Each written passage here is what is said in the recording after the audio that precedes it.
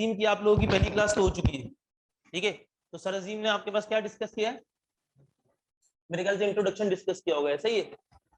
Total मैं सबसे पहले आपको ब्रेकअप बता देता हूँ कि यहाँ का तकरीबन जो आपका ऑलमोस्ट थ्योरेटिकल पार्ट है वो सब मैं आपके पार्ट लिखवा दूंगा, वो सर अजीम कवर करवाएंगे, और जितने भी प्रैक्टिकल वाला पार्ट है वो तकरीबन मैं कवर करवाऊंगा। वो आपको पूरी एक लिस्ट मिल जाएगी, ये कौन सा पार्ट है जो सर अजीम की तरफ है और कौन सा पार्ट है जो मेरी तरफ है, ठीक है। अब इस पर बात करते हैं कि इंट्रोडक्शन के हिसाब से जो आपने पहले से डिस्कस किया हुआ भी होगा।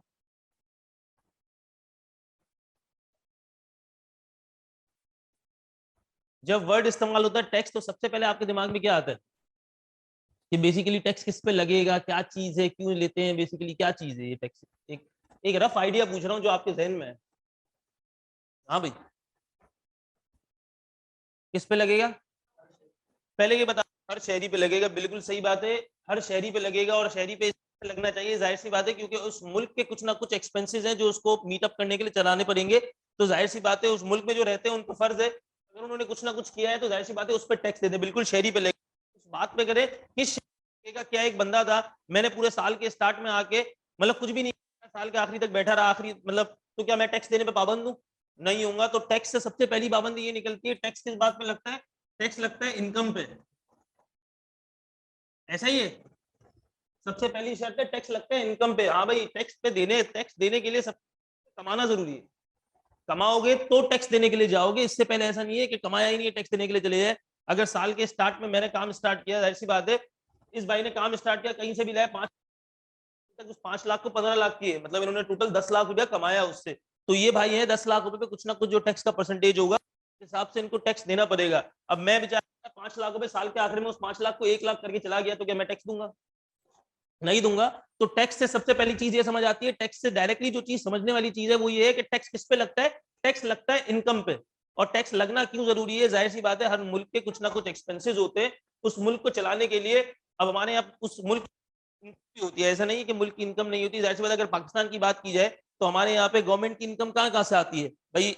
एग्रीकल्चर से आ सकती है, जो उनकी मुख्तलिफ गवर्नमेंट की industries set, Pakistan steel mill है, या पीआईए की बात कर लो, या जिस तरीके से वहां से कुछ ना कुछ इनकम आ रही होगी। और सबसे मेजर सोर्स ऑफ रेवेन्यू कहां से आता है गवर्नमेंट का? वो आता है टैक्सेस से। क्योंकि सबसे मेजर सोर्स ऑफ रेवेन्यू अगर बात की जाए पाकिस्तान का, तो सबसे मेजर सोर्स ऑफ रेवेन्यू वो टैक्सेस से आ रहा होता है। वो बेसिकली क्या है कि वो ये बताते हैं कि जो एक हमारा मुल्क है, हमारी कंट्री है, रनिंग एक्सपेंसेस जो है वो सब मीटअप करने के लिए हम पब्लिक पे टैक्स लगा लेते हैं। और उसका एक पूरा मैकेनिज्म दिया हुआ है कि किस किस तरीके से कौन सा बंदा कितना कितना टैक्स होगा, और हर चीज किस किस पे डिपेंडेंट होगी? इनकम पे। अब आप तो भी ना, बेसिकली दो हिस्सों में तोड़ा गया है। एक है आपके पास जो कि कहलाता है डायरेक्ट टैक्सेस, और एक है इनडायरेक्ट टैक्सेस। टैक्स को आपके पास दो हिस्सों में तोड़ा गया है, डायरेक्ट टैक्सेस और एक है इनडायरेक्ट टैक्सेस। डायरेक्ट टैक्सेस और इनडायरेक्ट टैक्सेस में ये फर्क है, हर वो टैक्स जो डायरेक्टली आपकी इनकम पे लगाया जाएगा, यानी कि जो कमाया जाएगा, वो सब कहलाएगा डायरेक्ट टैक्सेस। जैसे आम हालात में बात कर ली जाए, अगर मैं बात करता हूं कि जैसे आपने स्टार्ट किया भाई, एक बिजनेस स्टार्ट किया, 5 लाख रुपए आपने लगाए थे कारोबार, 5 लाख आपने पूरा प्रॉफिट कैलकुलेट किया, आपको प्रॉफिट हुआ 4 लाख रुपए का फॉर एग्जाम्पल। तो उस 4 लाख पे मैं टैक्स लगा रहा हूं, तो बेसिकली 4 लाख क्या है इसकी? इनकम पे। इनकम पे मैं जो टैक्स लगाऊंगा वो सब क्या कहला रहा होगा? डायरेक्ट टैक्सेस में आएगा। और डायरेक्ट टैक्सेस की सबसे बेहतरीन एग्जांपल यही है कि इनकम टैक्स आपका डायरेक्ट टैक्सेस में आ रहा होता है। आपका इनकम टैक्स डायरेक्ट टैक्स में आ रहा होगा, कि टैक्स जो डायरेक्टली आपकी इनकम पे वो सब के सब डायरेक्ट टैक्सेस का आ जाएगा। इसके अलावा दूसरी चीज ये होती है, आपके पास दूसरा कोड होगा आपके पास सेल्स टैक्स के नाम। सेल टैक्स ये है कि सपोज कर लो इसी बंदे ने जो 9 लाख कमाए थे, इसकी बिजनेस सेल थी 17 लाख रुपए की, इसके बिजनेस की सेल थी 17 लाख रुपए की, मैं 17 लाख रुपए पे टैक्स लगा देता हूं। तो ये बेसिकली क्या है? आप खुद जानते हो एक सेल में और एक प्रॉफिट में कितना फर्क होता है। ये बात तो आप लोग जानते हो ना, एक बंदा एक सेल करता है और एक बंदा एक प्रॉफिट, दोनों में बड़ा फर्क है। हो सकता है सेल करोड़ों रुपए लाखों में हो, मुमकिन है ना, ऐसा हो सकता है, क्योंकि सेल के बाद कॉस्ट ऑफ सेल लेस करेंगे, एक्सपेंसेस लेस करेंगे, फिर जीपी तक पहुंचेंगे। तो बाज औकात कुछ टैक्सेस ऐसे होते हैं जो डायरेक्टली इनकम पे अप्लाई नहीं किए जा रहे होते। उसका एक जो डायरेक्टली आपकी सेल्स पे अप्लाई किया जा रहा होता है, तो वो सब के सब किस पैकेट में आ रहे होते हैं? वो सब इनडायरेक्ट टैक्सेस में आ रहे होते हैं। कॉन्सेप्ट सिर्फ यही है कि हर वो टैक्स जो डायरेक्टली आपकी इनकम पे अप्लाई किया जाएगा वो आपका डायरेक्ट टैक्सेस कहलाएगा। और वो टैक्स जो डायरेक्टली आपकी इनकम पे अप्लाई नहीं किया जा रहा होगा वो सब का सब कौन सा कहलाएगा? इनडायरेक्ट टैक्स होगा आपको। तो इनडायरेक्ट टैक्सेस की एग्जांपल क्या आ गई आपके पास? सेल्स टैक्स, यूजर्स पे सेल्स पे टैक्स लग रहा होता है आपके पास। ठीक है, कॉन्सेप्ट बिल्कुल सिंपल सा है। डायरेक्ट टैक्स कौन सा होता है भाई? जो डायरेक्टली आपकी इनकम पे लगे। हाँ भाई, जिसपे जो कमाया पे टैक्स लगाया वो डायरेक्ट टैक्सेशन कहलाया। उसकी एग्जांपल कौन सी आ गई? Income tax. इसी तरीके से इनडायरेक्ट टैक्सेस कौन से हैं भाई? जो डायरेक्टली आपकी इनकम पे अप्लाई नहीं कर रहा होगा, घुमा फिरा के चीजों पे अप्लाई कर रहा होगा, उसकी एग्जांपल आ गई सेल्स टैक्स। उस पे सेल्स पे लगा रहा होता है टैक्स। ठीक है, इसको देखते हैं कि क्या चीज है, किस तरीके से। ठीक है, अब अगर हम आपके इनकम की बात की जाए तो टैक्स वाले बेसिकली है ना, अब आपका ये बेसिकली पार्ट ही, आपने इनकम टैक्स पूरा पढ़ना है और आपने सेल टैक्स पूरा पढ़ना है। ये बेसिकली आपका पूरा कोर्स है। अब अगर मैं टैक्स की बात करता हूँ कि एक बंदे ने इनकम टैक्स, इनकम है, तो टैक्स वाले आपको कहते हैं कि सोर्सेज ऑफ इनकम होती है। ठीक है, अब एक जैसे आपका नाम क्या है भाई? दानियाल साहब है। तो दानियाल साहब 50 जगहों से पैसे कमा सकते हैं, ऐसा तो है ना? 50 जगहों से किस तरीके से पैसे कमा सकते हैं? मुझे भाई हो सकता है दानियाल साहब जॉब पे लग जाए। जी भाई, क्या नाम था? दानियाल भाई। दानियाल भाई थे, आपने खुद ने बताया भाई दानियाल भाई हो सकते हैं 50 पैसे कमा सकते हैं। उसकी किस्म मैं आपको बताता हूँ। हो सकता है भाई दानियाल भाई कहीं जॉब पे लग जाए, तो जाहिर सी बात है इनको मंथली क्या मिल रही होगी? सैलरी मिल रही होगी। तो एक सोर्स से दिया आगे। ठीक है, तो दानियाल भाई के बाद सपोज करो जॉब पे लग गए, तो इनकी सैलरी भी लग गई 10 लाख रुपए, सपोज कर लो। ठीक है, 10 लाख रुपए सैलरी पे ये लग गए। ठीक है, 10 लाख रुपए, जाहिर सी बात है इनका भी खर्चा था अपना महीने का 2.5 लाख रुपए मैक्सिमम। करने के बाद भी 2.5-3 लाख, ये 7 लाख सुकून से बचाते थे, सैलरी के पैसे कमा रहे थे।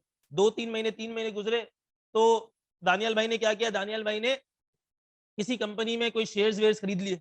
उस शेयर्स को बेचेगा, जाहिर सी बात है वहां से भी पैसे कमाएगा। ठीक है, फिर शेयर्स भी लिए, फिर थोड़ा सा आगे निकले तो दानियाल भाई ने कोई प्रॉपर्टी प्रॉपर्टी भी ले ली भाई, उसको रेंट पे लगा दिया, वहां से भी पैसे कमाए। कर सकते हैं ना ये सारे काम। इसी तरीके से हो सकता है दानियाल भाई ने कोई प्लॉट खरीदा, उस प्लॉट को थोड़े टाइम बाद बेचा, वहां से पैसे कमाए। हो सकता है दानियाल भाई ने भाई फिर कोई ज्वेलरी खरीदी होगी, उसको थोड़े टाइम बाद बेचा, तो उसमें पैसे कमा लिए। हो सकता है दानियाल भाई ने भाई कोई डॉलर ले लिए या कोई भी करेंसी ले ली, रियाल ले लिया, दरम ले लिया, कुछ भी ले लिया, उसको थोड़े टाइम बाद बेचा, उसमें पैसे कमा लिए। फिर दानियाल भाई ने हो सकता है कोई कंसल्टेंसी फर्म खोल दी। ठीक है, उसको बिजनेस के तौर पर काम कर रहे हैं, वही वहां से ठीक है, हर चीज कर ली। हो सकता है फिर दानियाल भाई ने कोई उनसे आखिरी जिंदगी के हिस्से पहुंच के एक बुक भी लिख दी भाई, जहां से वहां से रॉयल्टी इनकम भी आ रही है। तो एक बंदा अपनी जिंदगी में बहुत सारी जगहों से, डिफरेंट डिफरेंट जगहों से, जहां से आइडिया मिलेगा वहां से पैसे कमा सकता है। ऐसा ही ना, इसी को कहलाया जाता है सोर्सेज ऑफ इनकम, के कहां से इनकम जनरेट हो रही है, कि कहां से आपकी इनकम जनरेट हो रही है। तो हम बात करते हैं इनकम की।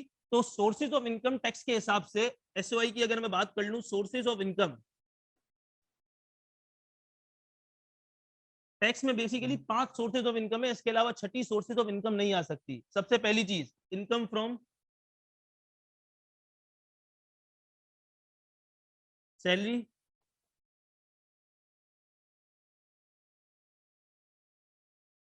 इनकम फ्रॉम प्रॉपर्टी,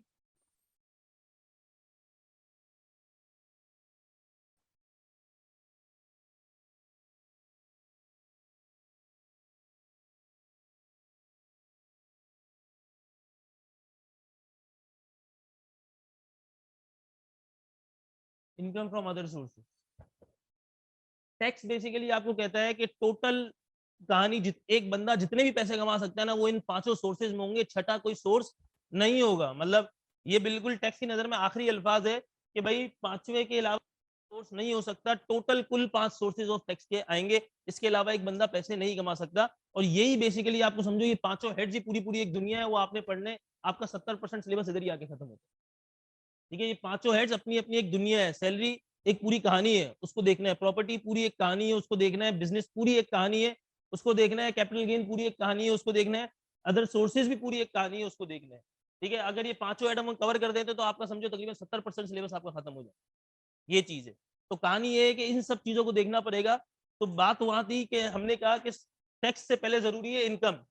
इनकम से पहुंचे हम सोर्सेज ऑफ इनकम के, कहां से पैसे कमा सकते हैं। तो सोर्सेज ऑफ इनकम टैक्स ने कितनी कही हुई है? टोटल 5 सोर्सेज है। इन सबका मैं एक आइडिया दे देता हूं कि कौन कौन सी चीजें इसके अंदर होंगी। ये पूरी पूरी चीज एक कहानी है, एक चैप्टर है, इसको पूरा हम अलग से देखेंगे। सैलरी बेसिकली क्या है? आपके दिमाग में क्या आता है? सैलरी क्या है? इनकम फ्रॉम सैलरी जो ये बोल रहा है, इसके अंदर क्या चीज होगी? जो जॉब से अर्न करते हैं, बिल्कुल। यहाँ से सैलरी का टोटल एक छोटी सी कहानी है। कहानी ये है कि हर वो, सैलरी बेसिकली ये होता है कि भाई अगर एक एम्प्लॉय है, एक एम्प्लॉयर है। एम्प्लॉय को, एम्प्लॉयर क्या करता है भाई, उस एम्प्लॉय से कोई सर्विसेज लेगा और एम्प्लॉय क्या करेगा भाई, लेगा जो भी उसकी सर्विसेज के पैसे होंगे। ये बेसिकली एक एम्प्लॉयमेंट और एम्प्लॉय का एक रिश्ता होगा जिसकी बेसिस पे वो काम कर रहा होगा, उसके अगेंस्ट उसको जो पैसे मिल रहे होंगे वो सैलरी कहलाती है, जो उसकी बेसिक सैलरी होगी। ठीक है, इसके अलावा जाहिर सी बात है कंपनीज में जाएंगे तो हो सकता है वही एम्प्लॉयर उसको गाड़ी भी दे दे, वही एम्प्लॉयर उसको मेडिकल की फैसिलिटी भी दे दे, वही एम्प्लॉयर हो सकता है प्रोविडेंट फंड भी दे रहा हो, वही एम्प्लॉयर हो सकता है भाई उसको ग्रेजुटी भी दे रहा हो, वही एम्प्लॉयर्स को डिफरेंट चीजें दे रहा हो। तो सैलरी में हर वो चीज, इनकम फ्रॉम सैलरी में वो आएगी कि हर वो फायदा जो एक एम्प्लॉय को मिल रहा है अपने एम्प्लॉयर की वजह से, दोबारा बता देता हूं, हर वो फायदा जो एक एम्प्लॉयर को मिल रहा है अपने एम्प्लॉयर की वजह से, यानी कि हम देखेंगे फायदा हो रहा है, अगर जवाब आएगा हाँ, और उस फायदे का मकसद वो होगा, फायदे की वजह होगी एम्प्लॉयर के, एम्प्लॉयर की वजह से फायदा आ रहा है, वो हर जाएगी इनकम फ्रॉम सैलरी में आ जाएगी। इसकी एग्जांपल बता देता हूँ, सपोज कर लो भाई आपका एक कहीं पे एम्प्लॉयमेंट कॉन्ट्रैक्ट बना, आपको मंथली बेसिक सैलरी लिख के दी गई कि भाई आपको ₹1,00,000 बेसिक सैलरी मिलेगी, तो वो किस में आएगा, इनकम फ्रॉम सैलरी। उसी के साथ साथ उसने बोल दिया कि नहीं भाई आप तो बहुत अच्छे हो, ठीक है, उसने कहा भाई आपको सैलरी भी दी जाएंगी, साल के आखिरी में 4 बोनस भी दिए जाएंगे, बोनस में फायदा आपका हो रहा है, किसकी वजह से हो रहा है, एम्प्लॉयर की वजह से, ये भी सैलरी है। आगे चलते हैं, उसी ने फिर बोला नहीं यार बहुत अब तुम लोग घूम लिए बसों वसों में, अब एक काम करो, तुम्हें बेहतरीन गाड़ी निकाल के दे दी, उसने बोला गाड़ी दे दी, ठीक है, आना जाना अब उसमें करो, तुम्हारा गाड़ी मिली, तुम्हारा फायदा हुआ, किसकी वजह से हुआ, एम्प्लॉयर की वजह से, वो कौन सा है, सैलरी। एम्प्लॉयर को भी पता है कि हाँ भाई सबसे अच्छा बंदा मेरा यही है, काम का क्या करूंगा, उसने बोला भाई निकल के लिए कभी बीमार बीमार हो फला फला, अब तुम इधर उधर गली के नुक्कर के हॉस्पिटल में नहीं जाओ, तुम्हें ठीक भी आए तो तुम आगा खान जाओ, तो तुम्हें फायदा हो रहा है, मेडिकल के पैसे दे रहे हैं ना, तुम्हारे फायदा हो रहा है ना, किसकी वजह से हो रहा है, एम्प्लॉयर की वजह से, तो किस में आएगा, सैलरी में आएगा। फिर उसने बोला नहीं यार चलो ऑफिस में तो तुम्हारी बहुत इज्जत है, घर पे तुम्हारे कोई इज्जत करता वर्ता नहीं है, तुम घर पे जाते हो तो उसी हाल में बेचारे झाड़ू पोछे सब चीजें कर रहे हो, तो तुम्हारे घर का भी एक सर्वेंट दे देते तुम्हें, भाई तुम घर पे भी इज्जत से रहो, ठीक है, तुम्हारे घर के सर्वेंट तुमको मिल रहा है, तुम्हें फायदा हो रहा है, उसके पैसे कौन दे रहा है, एम्प्लॉयर, किस में आना चाहिए, सैलरी में। हो सकता है ग्रेजुटी पीएफ दे, इस तरीके से 50 चीजें दे सकता है। कॉन्सेप्ट हमारा सिर्फ इतना सा होगा कि भाई अगर हमें कोई फायदा होता है और उसकी वजह हमारा एम्प्लॉयर बनता है तो वो किस में आता है, इनकम फ्रॉम सैलरी में। ये बेसिकली इनकम फ्रॉम सैलरी है, इसके अंदर 50 चीजें हैं, वो हम लाइन बाय लाइन डिस्कस करेंगे किस तरीके से क्या आपके पास है, ठीक है। लेकिन कॉन्सेप्ट क्या है, टोटल एक ही कॉन्सेप्ट है। वो कॉन्सेप्ट क्या चीज है कि अगर हमारे को कोई फायदा होता है एक एम्प्लॉय को और उसकी वजह एम्प्लॉयर है, कि अगर एम्प्लॉयर नहीं होता तो ये फायदा नहीं होता मुझे, तो कौन सी चीज में आएगा, वो इनकम फ्रॉम सैलरी में आता है। ये टोटल इनकम फ्रॉम इनकम वो वाली गिर रही होगी, ठीक है भाई, इसमें किसी को कोई मसला।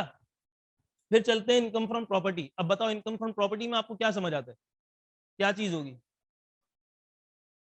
प्रॉपर्टी से, ठीक है, कौन कौन सी इनकम आ सकती है, सबसे पहले रेंट, फिर आपने कहा बेचने वाली, ठीक है। भाई देखो रेंट की, बेचने वाली इसमें क्लासिफाई नहीं करते, मैं बता देता हूँ क्यों बेचने वाली क्लासिफाई, तो बड़ा फर्क है इसमें। एक है रेंट, क्या होता है भाई, मैंने एक प्रॉपर्टी ली, ठीक है, उस प्रॉपर्टी को रेंट पे लगा दिया कि भाई बंदा आगे टेनेंट को दे दिया, टेनेंसी एग्रीमेंट कर लिया, मुझे उसके बदले में हर महीने के रेंट मिलना स्टार्ट हो गया, वो बेसिकली रेंट है, इसमें तो किसी को मसला नहीं है, बिल्कुल सही है। सबसे पहले इनकम फ्रॉम प्रॉपर्टी में रेंट आना स्टार्ट होता है कि हाँ भाई जो आप रेंट कमा रहे हो, यानी कि प्रॉपर्टी जिंदा रहे, प्रॉपर्टी गोइंग कंसर्न में। जब प्रॉपर्टी बिक जाएगी इनकम फ्रॉम प्रॉपर्टी में नहीं आएगी, वो जाती है कैपिटल गेन में। इसके इस ये वाले पार्ट में बता देता हूँ कैपिटल गेन में क्यों जाती है, क्योंकि कैपिटल गेन ये होता है कि हर वो चीज जहां पे आप अपना पैसा लगाओ, कैपिटल इंजेक्ट किया आपने और उसी से मजीद कैपिटल कमा के निकला, नफा किया बाहर आ गया। जैसे कि आपने एक प्रॉपर्टी खरीदी करोड़ रुपए की, कुछ टाइम बाद 1,20,00,000 रुपए की प्रॉपर्टी बेच दी, ये 20 लाख रुपए की इनकम जाएगी कैपिटल गेन में। आपने अपना कैपिटल लगाया था 1 करोड़ रुपए का, उसको 1,20,00,000 क्या बाहर कर दिया, ये प्रॉपर्टी में नहीं आ सकती, क्यों, क्योंकि अब प्रॉपर्टी रही ही नहीं उसमें। प्रॉपर्टी इनकम में वही आएगी प्रॉपर्टी का रहता, ठीक है, रेंट वाली प्रॉपर्टी में आई, लेकिन प्रॉपर्टी बेचने वाली इनकम आपकी प्रॉपर्टी में नहीं आएगी, वो कैपिटल गेन में आएगी, क्योंकि आपने पैसा लगाया। और इसी तरीके से बहुत सारी इनकम कैपिटल गेन में आ सकती है। कौन कौन सी भाई, हो सकता है आपने इन्वेस्टमेंट कर दी ज्वेलरी पे, कुछ टाइम ज्वेलरी पे बेची भाई, उसको हो सकता है प्रॉफिट मिल जाए। हो सकता है किसी कंपनी के शेयर खरीद लिए, उसको बाद में बेच दिया, हो सकता है उस पर प्रॉफिट मिल जाए। हो सकता है कोई एक एंटीक चीज खरीद ली, कोई एक पेंटिक खरीद ली, कोई एक फटीक खरीद लिया। हो सकता है भाई 50 चीज अलग मिलती है, कोई ओपन प्लॉट ऑफ लैंड ले लिया आपने, ये 50 चीजें आपको मिल सकती है। यहाँ पे अपना आपने कैपिटल लगाया, उस कैपिटल के बदले में कैपिटल कमाओगे और आगे निकल जाओगे, वो सब कैपिटल गेन में आपके पास, वो सब चीजें कैपिटल गेन में आ रहोगे। इसमें क्या क्या चीजें ले सकते हो आप खुद बताओ ना भाई, जाहिर सी बात है आप लोग क्या ले सकते हो सकता है भाई किसी कंपनी में शेयर्स ले सकते हो आप, हो सकता है भाई कोई गाड़ी खरीद लो, कुछ टाइम बाद गाड़ी बेच दो, एक एसेट, ऐसा ऐसा कोई एसेट ले लो, फिक्स एसेट, ठीक है। हो सकता है आप कोई ओपन प्लॉट ऑफ लैंड ले लो, उसको थोड़े टाइम बाद बेच दो। आप कोई कंस्ट्रक्टेड प्रॉपर्टी ले लो भाई, उसको थोड़े टाइम के बाद बेच दो। आप हो सकता है आप कोई ज्वेलरी, उसको थोड़े टाइम बाद बेच दो। हो सकता है आप डिफरेंट डिफरेंट करेंसीज ले लो, उसको थोड़े टाइम के बाद बेच दो। ठीक है, हो सकता है ना ये सब चीजें। हो सकता है आपने कोई एंटीक चीज ले ली भाई, हो सकता है डायमंड ले लिया, हो सकता है स्कल्पचर ले लिया, ये सारी चीजें वो सब। इन शॉर्ट मकसद क्या है, आपने कुछ कैपिटल लगाया, उसको थोड़े टाइम के बाद आपने बेचने की नियत कर ली, ये वाली, ये सब कैपिटल गेन में आ रहा हो। यानी कि प्रॉपर्टी बेचने वाली जो इनकम है वो इनकम फ्रॉम प्रॉपर्टी में नहीं आ रही होगी। इनकम फ्रॉम प्रॉपर्टी में कौन सी चीज आ रही होगी कि हाँ भाई एक आम सोर्सेज हमने देखी कि भाई रेंट जो आ रहा है बेसिकली वो इनकम फ्रॉम प्रॉपर्टी में आ रहा हो। यही चीज है। ये भी क्लियर हो गया कि इनकम फ्रॉम प्रॉपर्टी में क्या चीज आ रही होगी, और ये भी क्लियर हो गया कैपिटल गेन। ये अपनी अपनी एक पूरी पूरी कहानी है।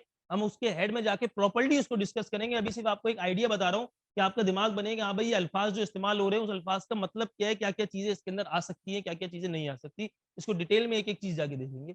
आ रही होंगी तो किस मैकेनिज्म के थ्रू आ रही होंगी, क्या सिस्टम होगा। ठीक है। फिर आपके पास आता है इनकम फ्रॉम बिजनेस। बिजनेस क्या चीज है भाई, आप कोई भी चीज जो आपने लिखा हुआ है कि मैं इस चीज का कारोबार करता हूँ, बिजनेस करता हूँ, उससे जो आप पैसे कमाओ वो सब चीजें क्या है, इनकम फ्रॉम बिजनेस।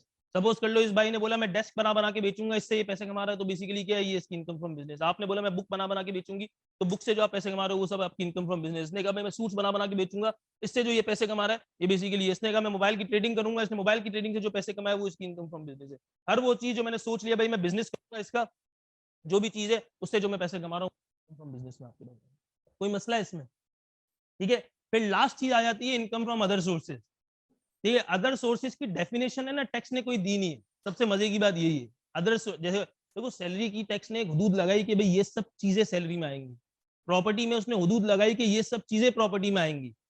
इसी तरीके से इसने बिजनेस की भी एक हदूद लगाई, बोला ये सब चीजें बिजनेस की है। इसी तरीके से कैपिटल गेन में बताया कि ये सब चीजें कैपिटल गेन की। अदर सोर्सेज की इसने डेफिनेशन नहीं दी।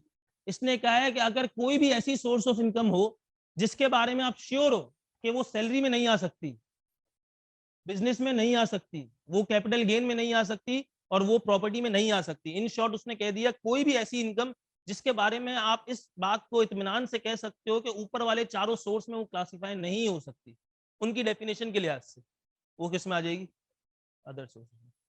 तो इसकी इटसेल्फ डेफिनेशन कोई भी नहीं है अदर सोर्सेज में। उसने कह दिया जो कहीं पे भी नहीं किया ना वो सब अदर सोर्सेज में डाल दो। ये बेचारा अदर सोर्सेज घर का सबसे छोटा अपराध है, मतलब समझो जलील इसी ने होना है आखिरी में, और किसी ने जलील नहीं होना। ठीक है।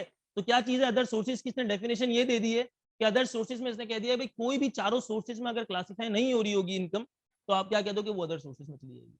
सपोज कर लो आपके पास एक इनकम आई, मैंने कहा भाई आपने एक कंपनी के शेयर खरीदे 10 रुपए के हिसाब से, कुछ टाइम के बाद 12 रुपए के बेच दिए, आप क्या कहोगे भाई ये कौन सी इनकम है, कैपिटल गेन। आपने आइडेंटिफाई कर दिया भाई कैपिटल गेन है। भाई मैंने कहा भाई इस बंदे ने मोबाइल की ट्रेडिंग स्टार्ट की थी, इस मोबाइल की ट्रेडिंग से इसने कर करके 2 लाख रुपए कमाया, आप क्या कहोगे भाई ये क्या चीज है, इनकम फ्रॉम बिजनेस आप कह सकते हो। फिर मैंने कह दिया भाई उस भाई ने कोई नौकरी की थी उनकी, भाई वहां से नौकरी वोकरी लगी, उधर से उन्होंने मंथली जो पैसे मिल रहे थे 1 लाख रुपए उनको मिले, वो क्या चीज है बेसिकली, सैलरी है। उसी तरीके से इस भाई की एक प्रॉपर्टी रेंट पे लगाई हुई थी, वहां से पैसे कमा रहे हैं बेसिकली, वो क्या चीज थी, प्रॉपर्टी।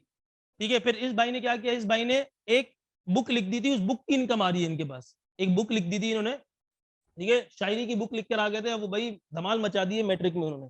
ठीक है। तो अब वहां से इनकम आ रही है इनकी। ठीक है, गालिब को लोग भूल गए, इसको याद कर रहे हैं। तो क्या चीज है वहां से जो इसकी इनकम आ रही है, जाहिर सी बात है बुक मार्केट में बिक रही है, हर चीज है, इसको हर महीने के पैसे मिलने हैं, वो बेसिकली कौन सी इनकम है इन चारों में, इन पांचों में, अदर सोर्सेज। अदर सोर्सेज आपने कैसे आइडेंटिफाई किया, आपने दिमाग में बनाया भाई सैलरी में तो नहीं जा सकती, प्रॉपर्टी में नहीं जा सकती, कैपिटल गेन में नहीं आ सकती, और ना ही बिजनेस है, तो किसमें, अदर सोर्सेज। तो अदर सोर्सेज यही टाइप की इनकम है कि इसकी इटसेल्फ कोई एक डेफिनेशन नहीं दी हुई। इसको ये कहा गया है कि आप ऊपर वाली चारों हेड को क्लासिफाई कर लो, अगर उसमें नहीं आता तो इसमें ले, ये अदर सोर्सेज की डेफिनेशन है। तो अब बताओ, तो क्या बताइए क्या किसी एक बंदे की सोर्स ऑफ इनकम ऐसी हो सकती है जो इन पांचों में कभी क्लासिफाई ना हो पाए, हो जाएगी हमेशा। तो टैक्स ने बेसिकली आपकी सोर्सेज ऑफ इनकम को क्लासिफाई कर दिया 5 चीजों में। उसने कह दिया कि एक बंदे की जो सोर्सेज ऑफ इनकम हो सकती है वो इन 5 की होंगी, छठी कोई सोर्स ऑफ इनकम आपकी नहीं हो सकती। क्लियर है ये वाली बात, या इसमें किसी को कोई मसला। ठीक है, तो सोर्सेज ऑफ इनकम में कोई मसला है इसमें किसी को। सर जी सर सैलरी की डेफिनेशन कंफर्म करनी है। आपने ये बताया था ना कि हर वो एडवांटेज जो एक एम्प्लॉय को मिल रहा है अपने एम्प्लॉयर की वजह से, ये कहा जी, था आपने। मैंने ये कहा था हर वो फायदा जो एक एम्प्लॉय को होता है उसकी वजह एम्प्लॉयर है, उसकी वजह आपका एम्प्लॉयर है, वो सब सैलरी में आ जाएगा। Okay sir. हाँ भाई यहाँ तक किसी को कोई मसला।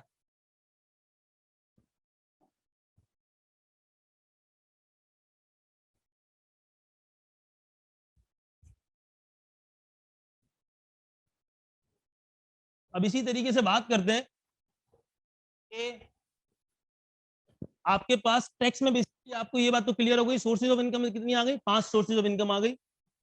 अब टैक्स में बेसिकली पर्सन्स भी होते हैं, जाहिर सी बात है, देखो एक जहां पर भी जाओगे, अगर इंसानों में भी या तो जेंडर क्लासिफिकेशन है ना, या तो बंदा मर्द है या तो बंदा औरत है, तीसरे जेंडर को भी हटा ही दो, ठीक है, या तो बंदा इन दोनों में क्लासिफाई करेगा किसी भी चीज को, तो कोई ना कोई चीज की भी अगर आओगे तो उसमें पर्सन्स की क्लासिफिकेशन सबसे जरूरी है, ठीक है, कि भाई बेसिकली उसकी एक क्या चीज है। तो टैक्स में बेसिकली 3 किस्म के पर्सन्स आपके पास होते हैं कि जो वो काम कर सकता है, टाइप्स ऑफ पर्सन जिसे आप कह दो। तो टैक्स में बेसिकली 3 किस्म के पर्सन, चीज कौन सी, या तो वो इंडिविजुअल होगा, या तो वो होगा एओपी, एसोसिएट और पार्टनर्स या पार्टनरशिप, तीसरी चीज या तो बतौर कंपनी काम कर रहा होगा, ठीक है। टैक्स में 3 किस्म की एंटिटीज हो सकती हैं, यानी कि बंदा 3 किस्मों से काम कर सकता है जिसकी इसकी रिकॉग्निशन मिल सकती है। सबसे पहली चीज है इंडिविजुअल, दूसरी चीज है एओपी, तीसरी चीज है कंपनी। इंडिविजुअल का मतलब ये है कि एक बंदा अकेला होल सोल काम कर रहा है, जितना कमाया सब उसका, जितना गवाया सब उसका, ठीक है, मतलब उसका कोई, आप कह सकते हो कि भाई उसका कोई, मतलब उसके प्रॉफिट में कोई पार्टिसिपेट नहीं करेगा, जो जो सब चीजें करी, मतलब इन शॉर्ट सब रिस्क एंड रिवॉर्ड उसी के, टोटल जिम्मेदारी भी उसी की है, टोटल नफा भी उसी की, ये एक इंडिविजुअल के तौर पे काम कर रहा था भाई, ये वाली चीज एक होती है। एओपी बेसिकली, एओपी होती है एसोसिएट ऑफ पार्टनर्स, यानी कि एक से ज्यादा बंदा मिलकर अगर काम कर रहा हो, ठीक है, पार्टनरशिप खोल के अपने रेशो को दिए, भाई आप तीनों मिलकर, उन्होंने कहा भाई मैं 40% का पार्टनर हूँ, ये 30% का, वो 30% का, मिलकर कोई काम करना स्टार्ट कर दिया, वो बेसिकली एओपी बन सकती है। एओपी एक, जाहिर सी बात है एओपी बनेगी कब, जब एक से ज्यादा होगा, एक होगा तो फिर वो क्या हो जाएगा, इंडिविजुअल होगा। मैक्सिमम की टैक्स कोई लिमिट नहीं लगाता, टैक्स ने मैक्सिमम बंदों की लिमिट नहीं लगाई, लेकिन आपका कॉर्पोरेट लॉ साथ लिमिट लगाता रहता है कि भाई मैक्सिमम इतने बंदे हो, ऐसा नहीं है कि आप पूरा खानदान खोल के बैठ जाओ इसके ऊपर, ठीक है, आपका कॉर्पोरेट लॉ मैक्सिमम की लिमिट लगाता है, लेकिन टैक्स इस पे मैक्सिमम बंदों पे कोई लिमिट नहीं लगाता, वो कहता है भाई जितने बंदे करने कर लो, कोई मसला नहीं है, ठीक है। तो एओपी क्या चीज है, एक से ज्यादा आपके पास हो, मिलके काम कर रहे हो, वो सब चीजें तो वो एओपी के तौर पे काम कर सकते हैं पार्टनरशिप एक्ट के थ्रू, कि भाई जाहिर सी बात है इन पांचों ने मिलकर बोला तो सब 20-20% के पार्टनर बन गए, या कोई 30 का, कोई 40 का, कोई 20 का, कोई 10 का, जिस हिसाब से भी हो, वो पार्टनरशिप के तौर पे काम कर सकते हैं। तीसरी चीज है कंपनी के तौर पे चले, अपने आप को कंपनी बना ले। कंपनी और एओपी में क्या फर्क होता है, एओपी एक अलग से एंटिटी नहीं बनती, कंपनी एक अलग से एंटिटी बन जाती है, एक आर्टिफिशियल पर्सन बन के काम कर सकते हैं, कंपनी बना के काम कर सकते हैं। तो टैक्स में बेसिकली 3 किस्म के पर्सन आपके पास होते हैं जिस तरीके से वो काम कर सकते हैं, यानी कि इंडिविजुअल के बेसिस पे भी काम कर सकते हैं, एओपी की बेसिस पे भी काम कर सकते हैं, और तीसरी चीज क्या है, कंपनी के बेसिस पे भी काम कर सकते हैं, ठीक है भाई। अब यही है, इंडिविजुअल जरूरी नहीं है कि भाई सिर्फ एक सोर्सेज ऑफ इनकम कमाए, भाई यही इंडिविजुअल हो सकता है, ठीक है, जैसे हमने बात किया था दानियाल भाई की, यही दानियाल भाई थे जो सैलरी के पैसे भी कमा रहे थे, कहीं नौकरी लगी थी ना इनकी, सैलरी के पैसे कमा रहे थे, ठीक है, थोड़े टाइम बाद इसी दानियाल भाई ने एक प्रॉपर्टी ले ली थी, उधर से इनके पास रेंट के पैसे भी आ रहे थे, थोड़े ही टाइम के बाद इन्होंने अपनी कंसल्टेंसी फर्म भी खोल दी थी भाई, वहां से भी पैसे आ रहे थे इनके पास। फिर थोड़े से ही टाइम के बाद भाई इन्होंने अपने कुछ कंपनी में शेयर्स वगैरह भी ले लिए थे, वहां से भी पैसे आ रहे थे। फिर इन्होंने कुछ टाइम के बाद ही जाके एक बुक भी लिख दी थी, वहां से अदर सोर्सेज के पैसे भी आ रहे थे। तो जरूरी नहीं है कि एक बंदा एक सोर्सेज कमाए, 2 सोर्सेज कमाए, या 3 सोर्सेज कमाए, जितने हो सकते हैं उतनी सोर्सेज के पैसे कमा सकते हैं। एक बंदा हो सकता है 5 सोर्सेज के भी पैसे कमा रहा हो, एक इंडिविजुअल हो सकता है 5 सोर्सेज के भी पैसे कमा रहा हो, मुमकिन है ना, है नहीं है मुमकिन, एक इंडिविजुअल हो सकता है ना भाई 5 सोर्सेज के पैसे कमा रहा हो, ठीक है, वो जाहिर सी बात है, फिर हम कह सकते हैं वो इंसान का बच्चा नहीं, वो जिन का बच्चा होगा, लेकिन मुमकिन तो है, हो सकता है ना। दूसरी के बाद एक एओपी की बात कर लो। अब अगर एओपी की बात कर लेते हैं तो एओपी भी मुमकिन है भाई 5 सोर्सेज की पैसे कमा रहे हो, भाई सैलरी रेयर है कि एओपी कहीं नौकरी कैसे कर रही होगी, लेकिन हो सकता है कि एओपी प्रॉपर्टी के पैसे, बिजनेस के पैसे, कैपिटल गेन के पैसे और अदर सोर्सेज के पैसे कमा रही हो। इन शॉर्ट आपके दिमाग में आइडिया लगाने वाला बात ये थी कि जरूरी नहीं कि एक बंदा सिर्फ एक सोर्सेज या 2 सोर्सेज की पैसे कमा रहा हो, एक बंदा जितनी सोर्सेज के पैसे कमाना चाहे कमा सकता है, कोई मसला नहीं है। एक कंपनी भी हो सकती है, तो वो कंपनी भी आपकी 5 सोर्सेज, जाहिर सी बात है, कंपनी कहीं नौकरी पे तो नहीं लग सकती, तो सैलरी के पैसे तो उसके पास आएंगे नहीं, ठीक है, ये चीज नजर नहीं आती, लेकिन बाकी चारों सोर्सेज तो वो आसानी से कमा सकती है। क्लियर है। तो आपके पास दूसरी चीज क्लियर हो गई कि पर्सन्स कितने हिसाब से होते हैं टैक्स में। 3 किस्म के पर्सन होंगे, या तो वो इंडिविजुअल होगा, या तो वो एओपी होगा, या तो वो कंपनी होगा। ये वो चीजें हैं कि अगर आपसे नींद में भी आके पूछेगा ना तो आपको पता होना चाहिए कि हाँ भाई पर्सन कितने, आप फौरन से बोलोगे 3, चौथा बंदा नहीं आ सकता इसमें। सोर्सेज ऑफ इनकम कितनी है, 5 सोर्सेज ऑफ इनकम है, आपको याद होनी चाहिए तोते की तरह। ठीक है, तो आपके पर्सन हो गए 3। फिर जब हम अकाउंट्स में थे, इसमें किसी को कोई मसला? ठीक है, जब हम अकाउंट्स की बात करते थे तो आपको याद होगा अकाउंट्स में हमने कहा था सेट ऑफ फाइनेंशियल स्टेटमेंट्स, एक अल्फाज इस्तेमाल किया था, याद है कि फाइनेंशियल स्टेटमेंट्स हमें कहा गया था उस वक्त तक मुकम्मल नहीं होंगी जब तक ये 5 चीजें इसमें ना हो। कौन कौन सी 5 चीजें?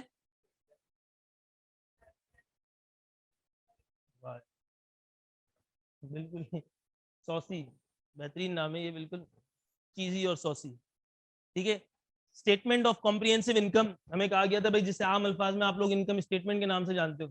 ठीक है, दूसरी चीज क्या है, balance sheet statement of financial position. आपने बेहतरीन बताया, आपने कहा 5 चीजें हैं तो एसेट, लायबिलिटीज, इनकम, एक्सपेंस, इसका टोटल मारो जहां भी 5 फिट हो जाए ना। ठीक है, तो आपके पास क्या चीजें थी कि फाइनेंशियल स्टेटमेंट का सेट कब मुकम्मल होता है? अगर मैं सेट स्टेटमेंट मुकम्मल करने की बात करूं, ठीक है, सेट ऑफ फाइनेंशियल स्टेटमेंट्स अगर हम बात कर लें,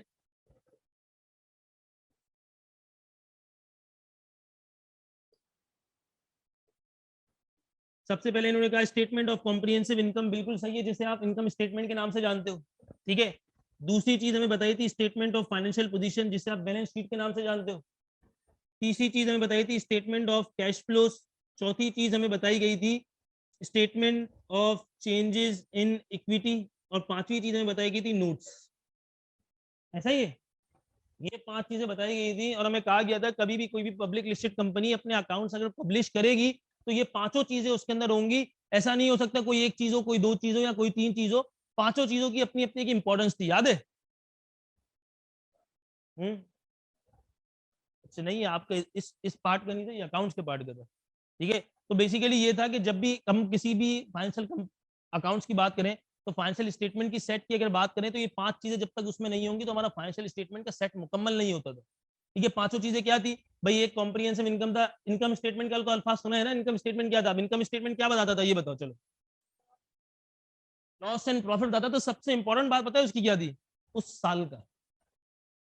सबसे इंपॉर्टेंट बात ये थी कि उस साल का बताता था, ये सबसे इंपॉर्टेंट बात थी उसके अंदर। ठीक है, पता था, मतलब बेसिकली इनकम स्टेटमेंट आता था कि इस एक साल के अंदर उस कंपनी ने कैसा परफॉर्म किया, कितना कमाया, कितना गवाया, सिर्फ ये बताता था।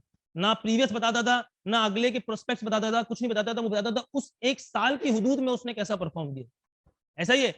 अब अगर एक एग्जांपल की बात कर रहा हूं मैं आपसे, एक फार्मास्यूटिकल कंपनी अगर थी, ठीक है, लास्ट कोविड वाले ईयर्स में जो 2 साल गुजरे, हर फार्मास्यूटिकल, चाहे आलू की कंपनी हो, चाहे भालू की कंपनी हो, जिस भी किस्म की कंपनी थी, उसने बहुत बेहतरीन परफॉर्म किया कोविड में। ऐसा ही है ना? ठीक है, बाकी किसी सेक्टर ने परफॉर्म नहीं किया। स्टील बैठा हुआ है, आपका फर्टिलाइजर बैठा हुआ है, आपका कंक्रीट बैठा हुआ है, आपकी हर एक एक चीज बैठी हुई है, लेकिन सिर्फ एक एक सेक्टर आपका चलता ही रहा कोविड में। कौन सा? Pharmaceutical sector. ठीक है, जाहिर सी बात है उन लोगों का दिन आए हुए थे तो चल रहा था वो रहा। ठीक है, तो उसमें ये चीज थी कि अगर उस सेक्टर की बात की जाए तो अगर मैं सिर्फ कोविड वाले ईयर की एक बैलेंस शीट, इनकम स्टेटमेंट देखता और उसी के बेसिस पे मेरा कोई इन्वेस्टर फैसला कर लेता, तो हो सकता है कोविड ईयर्स में तो उसके रिजल्ट बहुत अच्छे आए। कोविड ईयर्स में उसकी सेल बहुत अच्छी होगी, उसके प्रॉफिट्स बहुत अच्छे होंगे, हर एक एक चीज होगी। तो इनकम स्टेटमेंट की सबसे अच्छी चीज क्या है और सबसे बुरी चीज क्या है कि भाई इनकम स्टेटमेंट सिर्फ उस साल तक महदूद है, मुझे सिर्फ उस साल का बताती है, अगले पिछला कुछ भी नहीं बताएगी। ठीक है, मुझे सिर्फ उस पर्टिकुलर ईयर का बताएगी। ये चीज सबसे इंपॉर्टेंट थी। तभी इनकम स्टेटमेंट पे लिखते भी थे कंपनी का नाम जिसका ही बना रहे थे, फिर नीचे लिखते थे, बड़ा सा हेडिंग डालते थे खूबसूरत सी, स्टेटमेंट ऑफ कॉम्प्रिहेंसिव इनकम। फिर नीचे लाजमी लिखते थे, उस पर कहा गया था कि आपको इनकम स्टेटमेंट बनाने आए ना ये लिख दो, आपको नंबर मिलेंगे फॉर द ईयर, कि इस साल का बना रहे। याद आया ना? ठीक है, हम क्या कहते थे कि हाँ भाई इस साल का बनाया, हमें इतना पाबंद किया गया, हमें कहा गया कि भाई आपको इनकम स्टेटमेंट का 10 नंबर का सवाल आ रहा है, लेकिन फिर भी ये 3 चीजें डाल दोगे, बिल्कुल टेंशन नहीं है, 0.5 बाकी आगे का छोड़ दो, पूरा खैर है, सफाई के मार्क्स मिलेंगे। ठीक है, तो इसमें क्या चीज है, statement of comprehensive income basically क्या था आपके पास, कि वो चीज था कि उस साल की इनकम बता देता था। फिर statement of financial position basically क्या था? फाइनेंशियल पोजीशन आपको ये बताता था कि कंपनी की आज तक की औकात क्या है या वर्थ क्या है, ये बताता था फाइनेंशियल स्टेटमेंट। ऐसा ही था, उसको हम पूरा टाई करते थे, एक तरफ लिखते थे एसेट्स एक तरफ लिखते थे, लायबिलिटीज और कैपिटल। ऐसी बात है, एक बंदे की आज जितनी भी एसेट्स उसके आप पड़े होंगे, असासे जितने भी हैं, वो दो जगहों से आ सकते हैं, या तो खुद के पैसे लगा के लेकर आया या मांग के पैसे लगा खरीद के आ गया, ऐसा ही है ना। और तो दूसरी चीज नहीं हो सकती ना। आज आपके जेब में अगर जितने ही पैसे मौजूद है तो वो दो चीजें हो सकती है भाई, या तो आपका जाती पैसा या किसी और का पैसा, ये चीज है। इसके अलावा कुछ तीसरी सोच तो नहीं हो सकती ना। ऐसा तो इस बात पर नहीं कर सकते ना, हो सकता है भाई रास्ते से मिलो, ऐसा तो नहीं हो सकता, अब तो रास्ते से भी पैसे नहीं मिलते। ठीक है, स्टेटमेंट ऑफ फाइनेंशियल पोजीशन क्या है, बेसिकली आपको बताता है एज एट। उसकी सबसे इंपॉर्टेंट बात क्या है कि एज एट बताता है कि आज तक की वर्थ क्या है उस कंपनी की, आज तक की वर्थ क्या है उस कंपनी के, आज तक के एसेट्स क्या है उस कंपनी के, आज तक की लायबिलिटीज क्या है उस कंपनी के, आज तक के कैपिटल्स क्या है, ये सब चीजें बेसिकली आपको फाइनेंशियल पोजीशन बताती थी। ऐसा ही था, ठीक है। वो बेसिकली मुझे नहीं बताता था कि कंपनी ने इस साल क्या परफॉर्म किया है, वो ये बताती थी कि आज तक की कंपनी की वर्थ क्या है, ये बताता था। ठीक है, फिर स्टेटमेंट ऑफ कैश फ्लोज हमें ये बताता था कि कंपनी कैश में कितनी इनरिच है। ऐसा ही है, जो हम कैश फ्लोज बनाते थे उसमें ये बताता था कि कंपनी कैश में कितनी इनरिच है, कि जी के भाई जाहिर सी बात है कैश के एक्सपेंसेस मीटअप कर सकते हैं, नहीं मीटअप कर सकते। ठीक है, आज आप बात कर लो, अपने अंदर ही बात कर लो, या कोई भी बड़े बड़े सेठे की बात, भाई उसके पास कहानियों में तो लिखी होगी भाई इतनी इतनी चीजें हैं मेरे पास, अगले लम्हे उसको बोलो ना भाई इतने पैसे खुले चाहिए, नहीं होंगे उसके पास। और एक अमीर आदमी पैसा नहीं होगा उसके पास कभी हाथ में, गरीब आदमी बेचारा इज्जत की परवाह करके जेब में पैसे लेके घूमेगा, अमीर आदमी कभी पैसा नहीं लेगा, हद से हद तो एक नया शिष्ट कार्ड लेके घूमेंगे, है कि नहीं है। ये खुले पैसे नहीं रखेगा, क्यों नहीं रखेगा, देखो उसकी वजह है। अगर आज आप अपने पैसे अपने पास खुले रखते हो तो जाहिर सी बात है आप, आपके पास सिस्टम ही नहीं है इस पैसों को आगे बढ़ाने का। ये अगर आपका सिस्टम हो तो आप फौरन नहीं लगा दोगे, है कि नहीं इफेक्ट, आपको फौरन से दिख रहा हो भाई ये वाली चांस वाली चीज है, वो वाली चीज है, वो वाली चीज आप फौरन से कर दोगे आगे। ठीक है, तो बेसिकली क्या है कि कैश फ्लोज आपको ये बताती है कंपनी कैश में कितनी इनरिच है, कि भाई कंपनी कैश के एक्सपेंसेस मीटअप कर सकती है, नहीं कर सकती, क्योंकि अकाउंटिंग में तो बहुत सारी चीजें मैं ऊपर नीचे कर सकता हूँ। मुझे पता आखिरी में मुझे सेल अच्छी नहीं दिख रही, मैंने सेल की एंट्री डाली, अगले साल के एक्स में स्टार्ट में सबसे पहले बेड डेट्स बुक कर लिया, लेकिन ये चीज कहाँ से पकड़ी आएगी, कैश में पकड़ में आएगी। वो बोलेगा भाई लाखों करोड़ रुपए की सेल तो दिखती है, पैसे क्यों नहीं आते तुम्हारे पास इतने, वो कैश फ्लो टैकल कर देगा। ऐसा ही है कि नहीं है। फिर चेंजेस इन इक्विटी बेसिकली क्या है कि कंपनी की टॉप मैनेजमेंट में शेयर्स और में कितनी चेंजेस हुई है क्या, और भाई हो सकता है हम समझते हैं भाई जाहिर सी बात है हर कंपनी में कोई बोर्ड ऑफ डायरेक्टर्स वगैरह है, उसमें कोई एक अच्छा होगा कोई एक बुरा होगा, हम कि हाँ भाई एक अच्छे बंदे ने मजीद शेयर पकड़े खरीदे तो हमें लगता है नहीं नहीं यार एक बंदा ये कहानी कर रहा है तो हमें करना ही चाहिए। जाहिर सी बात है हमारे खानदान में भी 50 चीजें होती है, एक बंदा बोलते हैं हाँ भाई उसने ये चीज खरीदी है हमें खरीदनी है, उसने ये चीज बेची है हमें बेचनी है। क्यों, जाहिर सी बात है वो बंदा एक एक्सपर्टीज रख रहा होता है, या उस बंदे के प्रीवियस रिकॉर्ड बहुत अच्छा चल रहा होता है, जो भी चीज है। तो चेंजेस इन इक्विटी हमें बताती है कि टॉप मैनेजमेंट में क्या क्या चेंजेस हो रही है, क्या चीज नहीं हो रही। और नोट्स क्या है, नोट्स हर उस चीज की डिटेल है जो आपने ऊपर चारों चीजें देखी है। सेल्स की वैल्यू लिखी है वो सेल्स की डिटेल दे देगा, कॉस्ट ऑफ सेल्स की वैल्यू लिखी होगी वहां पे डिटेल लिख देगा, एसेट लिखे होंगे वहां पे आगे डिटेल दे देगा भाई किस तरीके से। तो इन शॉर्ट ये बताने का मकसद ये था कि इन पांचों चीजों में सबसे इंपॉर्टेंट जो थी ना वो इसकी थी टेन्योर, जो उसकी टाइम फ्रेम थी बेसिकली। ठीक है, तो ये भी हम लोग कितने टाइम का बनाते थे, एक एक साल की क्लोजिंग कर रहे होते थे ना, ये चीज थी सबसे इंपॉर्टेंट कि हम लोग क्लोजिंग कर रहे होते थे एक एक साल में। इसी तरीके से टैक्स में भी ना, जिस तरीके से हम यहाँ पे बात कर रहे हैं टैक्स में होते हैं टैक्स एयर्स।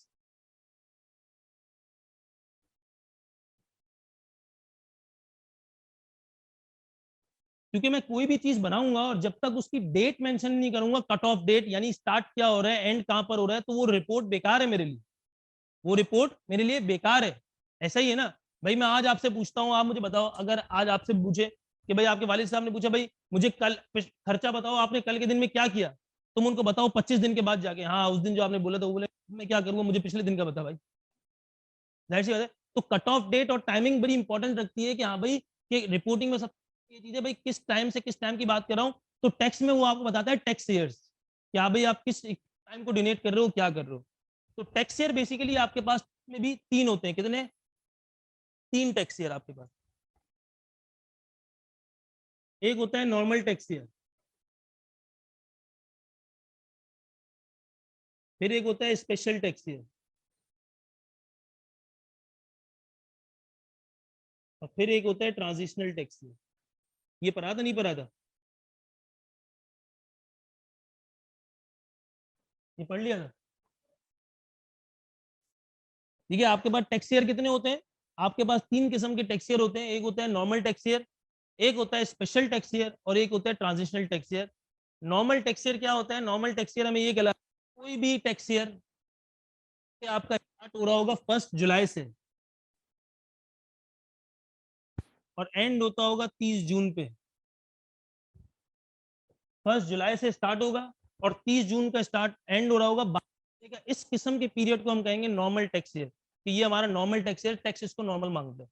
यानी कि इस किस्म की रिपोर्टिंग हम जो कर रहे होंगे ये हमारी एक नॉर्मल की जाएगी। अगर कहीं पे भी कुछ लिखा भी नहीं है तब भी हम नॉर्मल फॉलो कर रहे होंगे। डिफॉल्ट टैक्स ईयर बेसिकली हमारा ये। कोई मसला इसमें? ठीक है, यानी कि हम जो भी चीज बना रहे होंगे, एक बंदे की सोर्सेज ऑफ इनकम कैलकुलेट कर रहे होंगे, तो हमें इसके लिए टैक्स ईयर भी तो चाहिए होगा ना। किस टैक्स ईयर की कैलकुलेट कर रहे हैं, किस टैक्स ईयर की कैलकुलेट कर रहे हैं। तो नॉर्मल टैक्स ईयर बेसिकली हमारे पास टैक्स ईयर आ गए 3 किस्म के, एक होगा नॉर्मल, एक होगा स्पेशल, ट्रांजिशनल। फिर तीनों के क्या क्या चीजें होती हैं। नॉर्मल टैक्स ईयर क्या है? हर वो 12 महीने का पीरियड जिसकी स्टार्टिंग डेट जुलाई और एंडिंग डेट होगी 30 जून, वो क्या कहलाएगा? नॉर्मल टैक्स ईयर कहलाएगा। और टैक्स ईयर का कुछ ना कुछ नाम भी रखना पड़ेगा। ठीक है, इस किस्म के टैक्स ईयर का जो नाम होगा ना, सपोज कर लो हमारा टैक्स ईयर स्टार्ट हो रहा है 1 जुलाई 2021 से लेके खत्म कब होगा। फॉर एग्जाम्पल इधर लिख रहा हूं, अगर आपका एक टैक्स ईयर है 1 जुलाई 2021 से लेके एंड होता है 30 जून 2022, तो आपको पता चल गया टैक्स ईयर ये है नॉर्मल। ये तो आपको पता चल गया, इसका नाम कुछ होगा ना भाई, टैक्स का नाम क्या है। ठीक है, जिस साल पे एंडिंग हो रही होगी ना उस साल के हिसाब से डिनोट करा जाएगा, यानी इसका नाम होगा टैक्स ईयर 2022। इसका नाम होगा टैक्स ईयर 2022। इसी कोई टैक्स ईयर था जो कि 1 जुलाई 2020 से स्टार्ट होकर 30 जून 2021 पे खत्म हुआ है, तो इसका नाम क्या होगा? Tax year 2021। तो ये अपने पास लिख लो। नॉर्मल टैक्स ईयर क्या है? अ period of 12 months. Normal tax year की डेफिनेशन लिख लो पूरी। आप सबके पास स्टडी टेक्स्ट तो मौजूद है ना? एक स्टडी टेक्स्ट दिखा दो मेरे पास अगर है तो।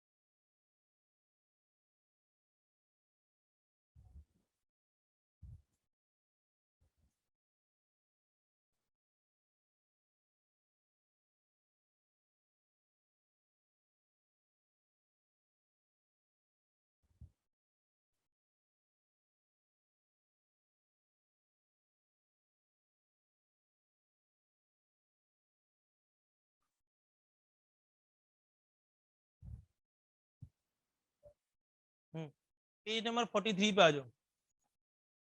Section 44 page number 43।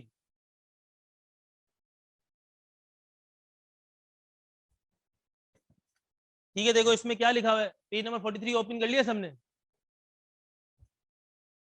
ये बुक तो एक बुक है, 2 बुक्स हैं उस टेबल पे। एक इधर दे दो, कहीं पे भी 2 इधर है ना, 3 इतने सारा पढ़ के क्या करोगे? आ गया तो उनके पास भी है बस, वहां पर नहीं है। आ जाओ भाई। टैक्स ईयर बेसिकली इसमें क्या लिखा हुआ है कि आपके पास टैक्स ईयर क्या है, कितने किस्म के टैक्स ईयर हैं। इसने लिख दिया आपके पास, there are 3 kinds of tax year as stipulated section 74 of the income tax ordinance. यही बात मैंने आपको बताई, कुछ गलत तो नहीं बताया। कौन कौन से 3 टैक्स ईयर इसने बताया? Normal tax year, special tax, transitional tax year. अब देखो मैंने आपको नॉर्मल टैक्स ईयर क्या बताया, मैंने आपको कहा नॉर्मल टैक्स ईयर क्या है? कोई भी 12 महीने का पीरियड जिसकी स्टार्टिंग डेट क्या होगी 1 जुलाई और एंडिंग डेट क्या होगी 30 जून, वो कहलाएगा नॉर्मल टैक्स ईयर। और उसका नाम क्या होगा कि जिस साल पे वो खत्म हो रहा होगा डेट उसकी, उस साल के सन के हिसाब से उसका नाम होगा टैक्स फला फला। ठीक है, अब इसकी डेफिनेशन रीड करो, आपने क्या लिखी हुई है। Normal tax year is a period of 12 months ending on 30th day of June. Obvious सी बात है, अगर 12 महीने का पीरियड होगा 30 जून को एंड हो रहा होगा तो स्टार्ट कब हो रहा होगा? 1 जुलाई को ही। ठीक है, and is denoted by the calendar year in which the set date falls. यही अल्फाज लिखा है लेकिन बहुत गहरी इंग्लिश में। ठीक है, यही बात बोल रहे हैं ना आपको, जिस साल एंड हो रहा हो उसी साल के नाम से उसका डिनोट किया जाएगा। क्लियर है ये वाली चीज, में कोई मसला? ठीक है, अब आ जाओ स्पेशल टैक्स ईयर। पहले सुन लो स्पेशल टैक्स ईयर क्या है। स्पेशल टैक्स ईयर ये है कोई भी 12 महीने का पीरियड, पूरे 12 महीने का पीरियड, कोई भी 12 महीने का पीरियड जो कि इन डेट्स के अलावा हो, वो स्पेशल टैक्स ईयर कहलाएगा। दोबारा बताता हूँ, कोई भी पूरे 12 महीने का पीरियड होना चाहिए, 12 महीने से कम नहीं होगा, 12 महीने का पीरियड तो होगा और इन डेट्स के अलावा होगा तो वो क्या, इसकी एग्जांपल्स क्या है, 1 जनवरी से स्टार्ट होकर 31 दिसंबर पे खत्म हो जाए, 1 फेब से स्टार्ट होकर 31 जनवरी पे खत्म हो जाए, 1 मार्च से स्टार्ट होकर 28 फेब पे खत्म हो जाए, 1 अप्रैल से स्टार्ट होकर 31 मार्च पे खत्म हो जाए, 1 मई से स्टार्ट होकर 30 अप्रैल पे खत्म हो जाए, 1 जून से स्टार्ट होकर 31 मई पे खत्म हो जाए। सही है, तो ये सब चीजें क्या कहला रही होंगी, स्पेशल टैक्स ईयर बेसिकली है। दोबारा बता देता हूं, कोई भी 12 महीने का पीरियड जरूरी है इस पे लिखना, 12 महीने पूरे होने चाहिए और इन डेट्स के अलावा होना चाहिए, तो क्या होगा, स्पेशल टैक्स। कोई मसला इसमें? अब जरा इसकी डेफिनेशन रीड करो, क्या है, where the person's income year is different from the normal tax year, ठीक है, or where by an order a person has been allowed by the commissioner to use a 12 months period different from a normal year, such income year or such person's special tax year and shall be denoted by the calendar year relevant to the normal tax year in which the closing date of the special year falls. समझ आई कहानी? क्या बोल रहे, क्या बोल रहे बताओ, अरे तर्जुमा करो, क्या बोल रहे, डन हो गया। ये बात ये समझ आ गई कि स्पेशल टैक्सियल खुद की मर्जी नहीं है, स्पेशल टैक्सियल की पहले इजाजत लेनी पड़ेगी कि भाई मैं ये स्पेशल टैक्सियल फॉलो करना चाहता हूँ। ये समझ आ गया। नाम क्या होगा, डोनेशन किस तरीके से होगी, जिस, ठीक है चलो इसका बता दो। अगर एक मेरे पास स्पेशल टैक्सियल है, ये मेरा टैक्स ईयर स्टार्ट होता है 1 जनवरी 2021 से लेके 31 दिसंबर 2021 पे, ये मेरा स्पेशल टैक्स ईयर है। मुझे इस टैक्स ईयर का नाम बताओ, मेरा टैक्स ईयर का नाम क्या होगा, क्या नाम होगा, दोबारा रीड करो फिर दोबारा बताना। इसने ये नहीं कहा, इसने कहा क्लोजिंग नॉर्मल से रेफर करनी है, दोबारा पढ़ो इसको। ये कहता है कि आपका जो स्पेशल टैक्स ईयर है ना, आप समझो अगर ये होता तो ये कब एंड होता, तो इसकी एंडिंग डेट किस में आ रही होती, इसकी एंडिंग, ये वाली डेट मेरे पास कौन सा टैक्स, अगर ये नॉर्मल टैक्स ईयर होता तो ये वाली डेट मुझे किस में आ रही होती, ये मेरी इस टैक्स ईयर में आ रही होती, 1 से लेके 30 जून 2022 वाले टैक्स ईयर में ये वाली डेट, ये सही था, ये वाली डेट। और इस टैक्स ईयर का नाम में क्या लिख रहा होता उस वक्त, टैक्स ईयर 2022, तो इस टैक्स ईयर का नाम क्या होगा, टैक्स ईयर 2022, ठीक है। तो उसने अल्फाज ये इस्तेमाल किए थे कि अगर कोई स्पेशल टैक्स ईयर है, उसकी एंडिंग डेट देखना कि किस नॉर्मल में आती है, उसकी एंडिंग डेट देखना किस नॉर्मल टैक्स ईयर में आती है, उस नॉर्मल का जो नाम होगा वो इस स्पेशल का नाम है। अब दोबारा रीड करो क्या लिखता है, बताता है आपको, ठीक है, कि such income and shall be denoted by the calendar year relevant to the normal tax year in which the closing date of the special tax year falls. जो स्पेशल टैक्स ईयर की क्लोजिंग डेट है, हम देखेंगे कि normal की उसमें किधर fall करेगा, किस टैक्स ईयर में, उस नॉर्मल का जो नाम होगा वही इस स्पेशल का नाम है। समझ गए, कहानी करनी है, कहानी इतनी सी करनी है, समझ गए, कि भाई जो स्पेशल टैक्स ईयर होगा उसकी नॉर्मल में किस में आती है। मैंने क्या देखा, मैंने कहा 31 दिसंबर 2021, अगर ये नॉर्मल टैक्स ईयर होता तो किस किस नॉर्मल टैक्स ईयर में मेरे पास ये डेट आ रही होती, इस नॉर्मल टैक्स ईयर में आती, 1 जुलाई 2021 से स्टार्ट होकर 30 जून 2022 तक इसमें आ रही होती ना, इसके अलावा किसी दूसरे नॉर्मल में तो नहीं आती ये वाली डेट। मैंने कहा इसका नाम क्या होगा, इसका नाम होगा टैक्स ईयर 22, तो लिहाजा इसका नाम क्या है, टैक्स ईयर 2022। कोई मसला इसमें? हाँ भाई,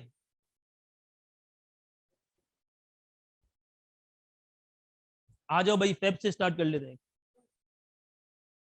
तुमने कहा किससे स्टार्ट होगा, तुम्हारा स्पेशल ईयर 1 फेब 2021 से स्टार्ट होके खत्म हो जाएगा तुम्हारे पास किसमें, 31 जनवरी 2022, इस पे खत्म हो जाएगा, ऐसा ही है। मैंने कहा ये वाली डेट किस टैक्स ईयर में आ रही होती, ये आती 1 जुलाई 2021 से लेके 30 जून 2022, इसका नाम होता टैक्स ईयर 2022, तो इस वाले टैक्स ईयर का क्या नाम होगा, सिंपल। ये आपको क्या देखना है, स्पेशल का देखना है, स्पेशल की क्लोजिंग डेट क्या है, वो स्पेशल की क्लोजिंग डेट किस नॉर्मल टैक्स ईयर में फॉल करेगी, उस नॉर्मल का जो नाम होगा उस स्पेशल का ही नाम होगा। ये लिख लो, कहानियां समझ नहीं आएंगी, तो ये जितने अल्फाज इसके इस्तेमाल है अभी तक, अगर डायरेक्टली तुम इसको देखना स्टार्ट करोगे तो ये तकरीबन 1.5 घंटे बाद समझ आएंगे हाँ क्या बोल रहे हैं। और देखो, आपकी जो स्टडी टेक्स्ट बनी हुई है वो 90% ऑर्डिनेंस के अल्फाज है। ऑर्डिनेंस के अल्फाज डायरेक्टली थोड़ा सा मुश्किल इस तरीके से है कि एक तो वैसे ही बेचारा हमारी पढ़ाई की तरफ दिल नहीं लगता, ये और दिल को पत्थर बना देता है। तो इसके लिए है कि हम एक सप्लीमेंट बुक लेंगे, हम उसको मेन फोकस कर रहे होंगे। हर चीज जब टॉपिक खत्म हो जाएगा अपनी स्टडी टेक्स्ट से मिला लेंगे, कोई चीज रह तो नहीं गई उसमें, ठीक है। लेकिन हम मेन सप्लीमेंट बुक की तरफ चल रहे होंगे क्योंकि उसमें प्रैक्टिकल क्वेश्चंस भी ज्यादा होंगे और उसमें जो अल्फाज होगी वो हमारी और आपकी सादा ज्यादा अल्फाज होंगे।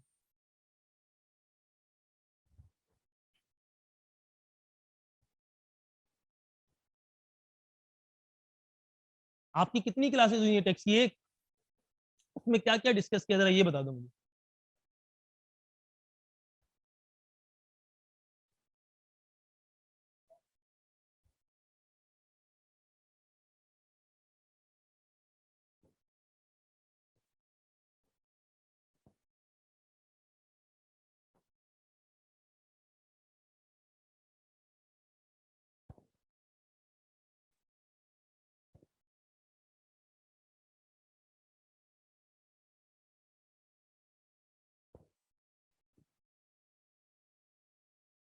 क्लियर है? हाँ भाई, यहाँ तक क्लियर है सबको? ठीक है, तो बात हमारी थोड़ी सी समराइज कर लेते हैं। ठीक है, बात यहाँ पर हुई हमारी, सबसे पहले जो सफर स्टार्ट किया वो सफर स्टार्ट किया था, ठीक है, आज का किस तरीके से कि हमने कहा कि आपके पास टेक्स्ट में सबसे पहले हमने देखा टेक्स्ट पढ़ने से पहले हमें क्या देखनी पड़ेगी? इनकम।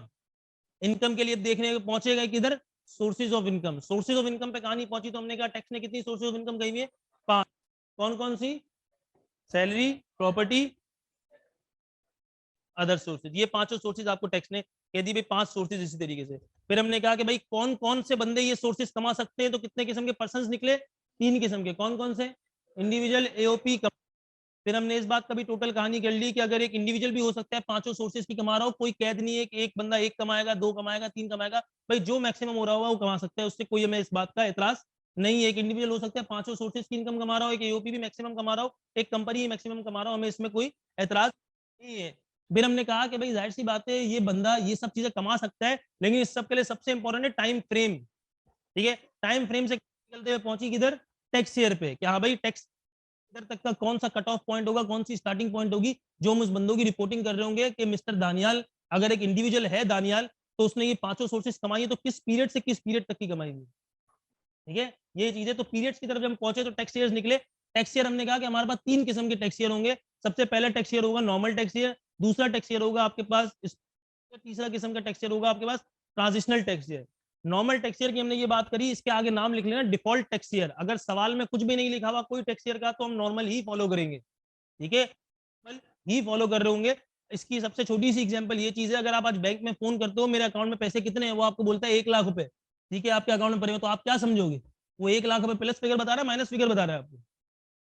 प्लस फिगर बता रहा है। मुझसे अगला लम्हा ये नहीं करेंगे कि हाँ भाई प्लस है या माइनस है, ओवरड्राफ्ट है, बोलेगा कि मतलब आप कभी नहीं पूछोगे, आप यही अज्यूम करोगे हाँ भाई क्यों, क्योंकि आपके दिमाग में डिफॉल्ट बना हुआ है कि अगर माइनस होगा तो मुझे अलग से बताएगा, वरना प्लस फिगर ही बताता रहेगा, प्लस लाख कभी नहीं बोलेगा कभी। यही चीज है ना। तो इसी तरीके से आपके पास नॉर्मल टेक्सचर क्या है? डिफॉल्ट टेक्सचर है। अगर सवाल में कुछ भी नहीं लिखा हुआ, कुछ भी नहीं बता रहा, तो हमारी अजम्पशन क्या होगी कि नॉर्मल टेक्सचर चल रहा है। इसी वजह से इसका एक और नाम है, कुछ ऑथर्स इसका नाम इस्तेमाल करते हैं डिफॉल्ट टेक्सचर। डिफॉल्ट बेसिस पे यही चीज है। डिफॉल्ट बेसिकली पता है ना क्या चीज है? डिफॉल्ट क्या चीज है? जब भी पीएस उठाते हैं तो जाहिर सी बात है R2 से रेस ही लगती है भाई डिफॉल्ट बेसिस पे। वो आपकी कहानी अगर आप R1 पे लेकर आओ, R2 पे लेकर आओ, लेकिन डिफॉल्ट क्या है? R2 से ही रेस जाती है उसकी। इसके बाद हमने बात करी स्पेशल टैक्स ईयर की। स्पेशल टैक्स ईयर बेसिकली क्या है आपके पास? कि भाई 12 महीने का पीरियड तो ये भी होगा, लेकिन उन डेट्स के अलावा होगा, 1 जुलाई से लेकर 30 जून वाला, इसके अलावा कोई भी 12 महीने के पीरियड होगा, वो सब क्या होगा आपके पास? ट्रांजिशनल, वो आपके पास होगा स्पेशल टैक्स ईयर। उसकी एग्जांपल्स क्या आ गई? 1 जुलाई से आपके पास 1 जनवरी से स्टार्ट होकर 31 दिसंबर का खत्म हो गया। नाम किस किस तरीके से आएंगे हमने ये भी बता दिया कि नॉर्मल का नाम आएगा कि भाई जिस साल पे वो एंड हो रहा होगा वो उस साल का नाम होगा टैक्स ईयर फला फला फला। ठीक है, स्पेशल का हमने देख लिया कि जो उसकी क्लोजिंग होगी हम उसको रिलेट करेंगे कि नॉर्मल से किधर आता है, नॉर्मल का जो नाम होगा वही स्पेशल का नाम होगा। ये हमने बात कर ली। अब तीसरा टैक्स ईयर रह गया transitional tax year. Transitional tax year basically क्या होता है? ट्रांजिशनल टैक्स ईयर ये बोला है कि बहुत सारे लोग इसको कहते हैं वन टाइम टैक्स ईयर। ठीक है, सबसे पहली बात ट्रांजिशनल टैक्स ईयर क्या चीज होती है? सपोज कर लो एक बंदा था, ये रिमूव कर दूं ना,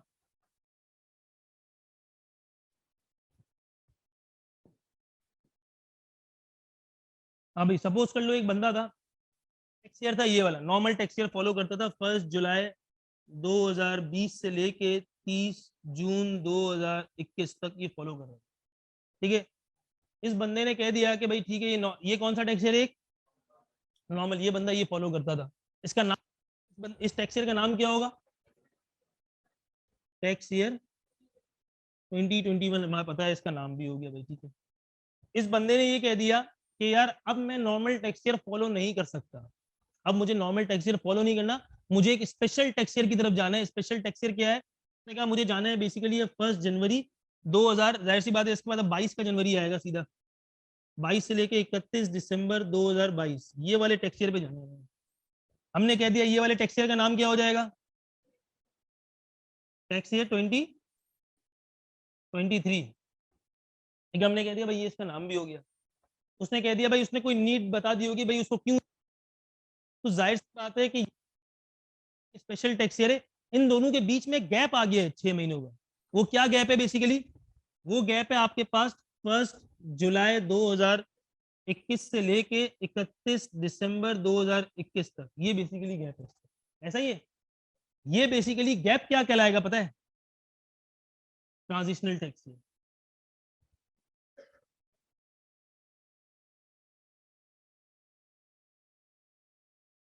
ये बेसिकली जो गैप होगा ना, ये ट्रांजिशनल टैक्स ईयर, और इसका नाम क्या होगा, इसके नाम की कोई ऐसी निशानी नहीं बताई, इसने कहा भाई इसका नाम क्या था 21, इसका नाम क्या था 23, बीच की सीक्वेंस स्किप नहीं होनी चाहिए, इसका नाम क्या हो जाएगा 22, टैक्स ईयर 2022।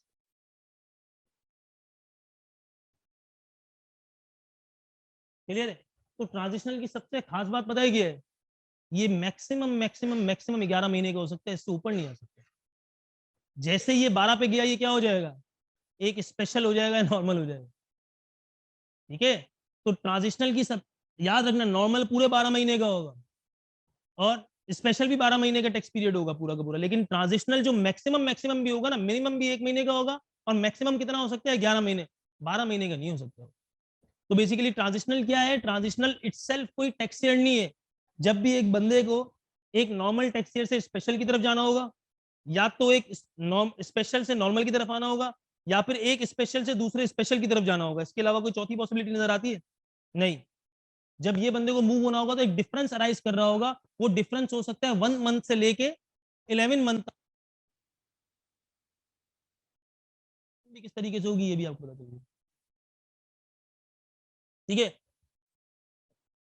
दोबारा इसको बता देता हूँ, ट्रांजिशनल टैक्स ईयर बेसिकली क्या है, ट्रांजिशनल टैक्स कोई एक टैक्स ईयर नहीं है। हाँ भाई समझ आ रहा है, सेल्फ टैक्स ईयर नहीं है। वो क्या चीज है कि ट्रांजिशनल टैक्स ईयर, जब भी एक बंदे को अब कहानी निकल सकती है, हो सकता है एक बंदा नॉर्मल टैक्स ईयर फॉलो कर रहा होगा, ठीक है, वो किस पे जाएगा, वो एक स्पेशल पे आ जाएगा, ठीक है। या एक बंदा स्पेशल फॉलो कर रहा होगा, वो एक नॉर्मल पे आ जाए, ऐसा ही है।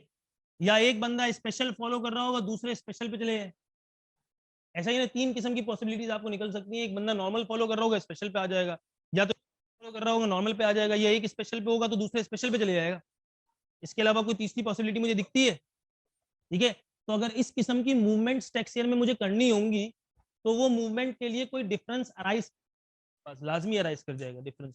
वो डिफरेंस होगा मिनिमम या तो 1 मंथ का, और मैक्सिमम होगा कितना 11 मंथ का। वो जो डिफरेंस होगा वो डिफरेंस क्या कहला रहा होगा, ट्रांजिशनल टैक्स ईयर। उसकी डिनोशन किस तरीके से हो रही है आपने देख लिया कि सीक्वेंस नहीं तोड़े, इस वजह से मेरी डिनोशन होगी, ठीक है। ये आपके पास हो जाएगा ट्रांजिशनल टैक्स। तो कोई मसला है इसमें, बहुत सारे ऑथर्स इस ट्रांजिशनल टैक्स ईयर को कहते हैं वन टाइम टैक्स ईयर, ठीक है। क्योंकि ये कोई हमारा नानी का गण नहीं है कि हमने कह दिया इस दफा, हमने कहा नहीं यार हमेशा मैं जनवरी में क्लोजिंग करता था, दिसंबर में, मैंने कहा नहीं नहीं इस दफा दिसंबर में मौसम हो जाता है अच्छा, क्लोजिंग नहीं कर सकता मैं, अब मैं क्लोजिंग करूंगा फरवरी में। तो उस साल बोला नहीं मौसम बदल गया, अब मैं मार्च में नहीं, अब मैं अप्रैल में क्लोजिंग करूंगा। तो इस किस्म की नहीं, जब भी एक बंदे को अपना टैक्स ईयर चेंज वगैरह कर, या कुछ भी चीज करनी है, तो उसकी प्रायर इजाजत, जरा उसको रीड कर लेते हैं कि कमिश्नर से पूछे बगैर वो कोई भी चीज नहीं कर सकता। हर बंदे को डिफॉल्ट बेसिस पे अलाउ किया गया है, कितना कि भाई आपने नॉर्मल फॉलो करना है। जिस बंदे को स्पेशल भी फॉलो करना है उसने भी जाके पहले इजाजत लेनी है। जिस बंदे को स्पेशल से नॉर्मल पे जाना है, नॉर्मल से स्पेशल पे आना है, स्पेशल से किसी और स्पेशल पे भी जाना है, कुछ भी करना है, तो किससे पूछना है, कमिश्नर से जाके पूछना है। अब जरा इसको रीड कर लेते हैं, पहले ये चीज कॉपी कर लो, कॉपी के बाद बता दो।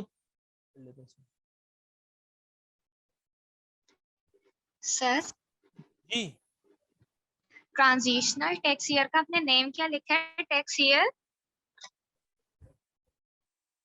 क्या बोल रहे हो?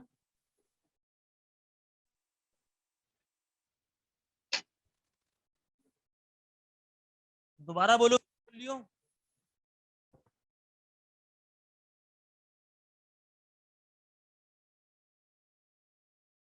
ये नाम क्या होगा, मतलब जो 1 जुलाई 2021? क्या बोले, क्या आवाज आई, क्या बोले भाई? ट्रांजिशनल टैक्स ईयर का नाम इस तरीके से होगा कि जब भी आपने एक नॉर्मल का नाम लिखा होगा या एक स्पेशल का नाम लिख रहे होगे ना, तो कुछ गैप अराइज कर जाएगा बीच में। उसमें अगर गैप अराइज कर रहा होगा, हम देखेंगे सीक्वेंस नहीं टूटे। जैसे यहाँ पर हमने देखा, इसका नाम था टैक्स ईयर 2021, इसका नाम था टैक्स ईयर 2023, तो सीक्वेंस के हिसाब से इसका नाम क्या हो गया, टैक्स ईयर 2022। क्लियर है? Okay sir, thank you.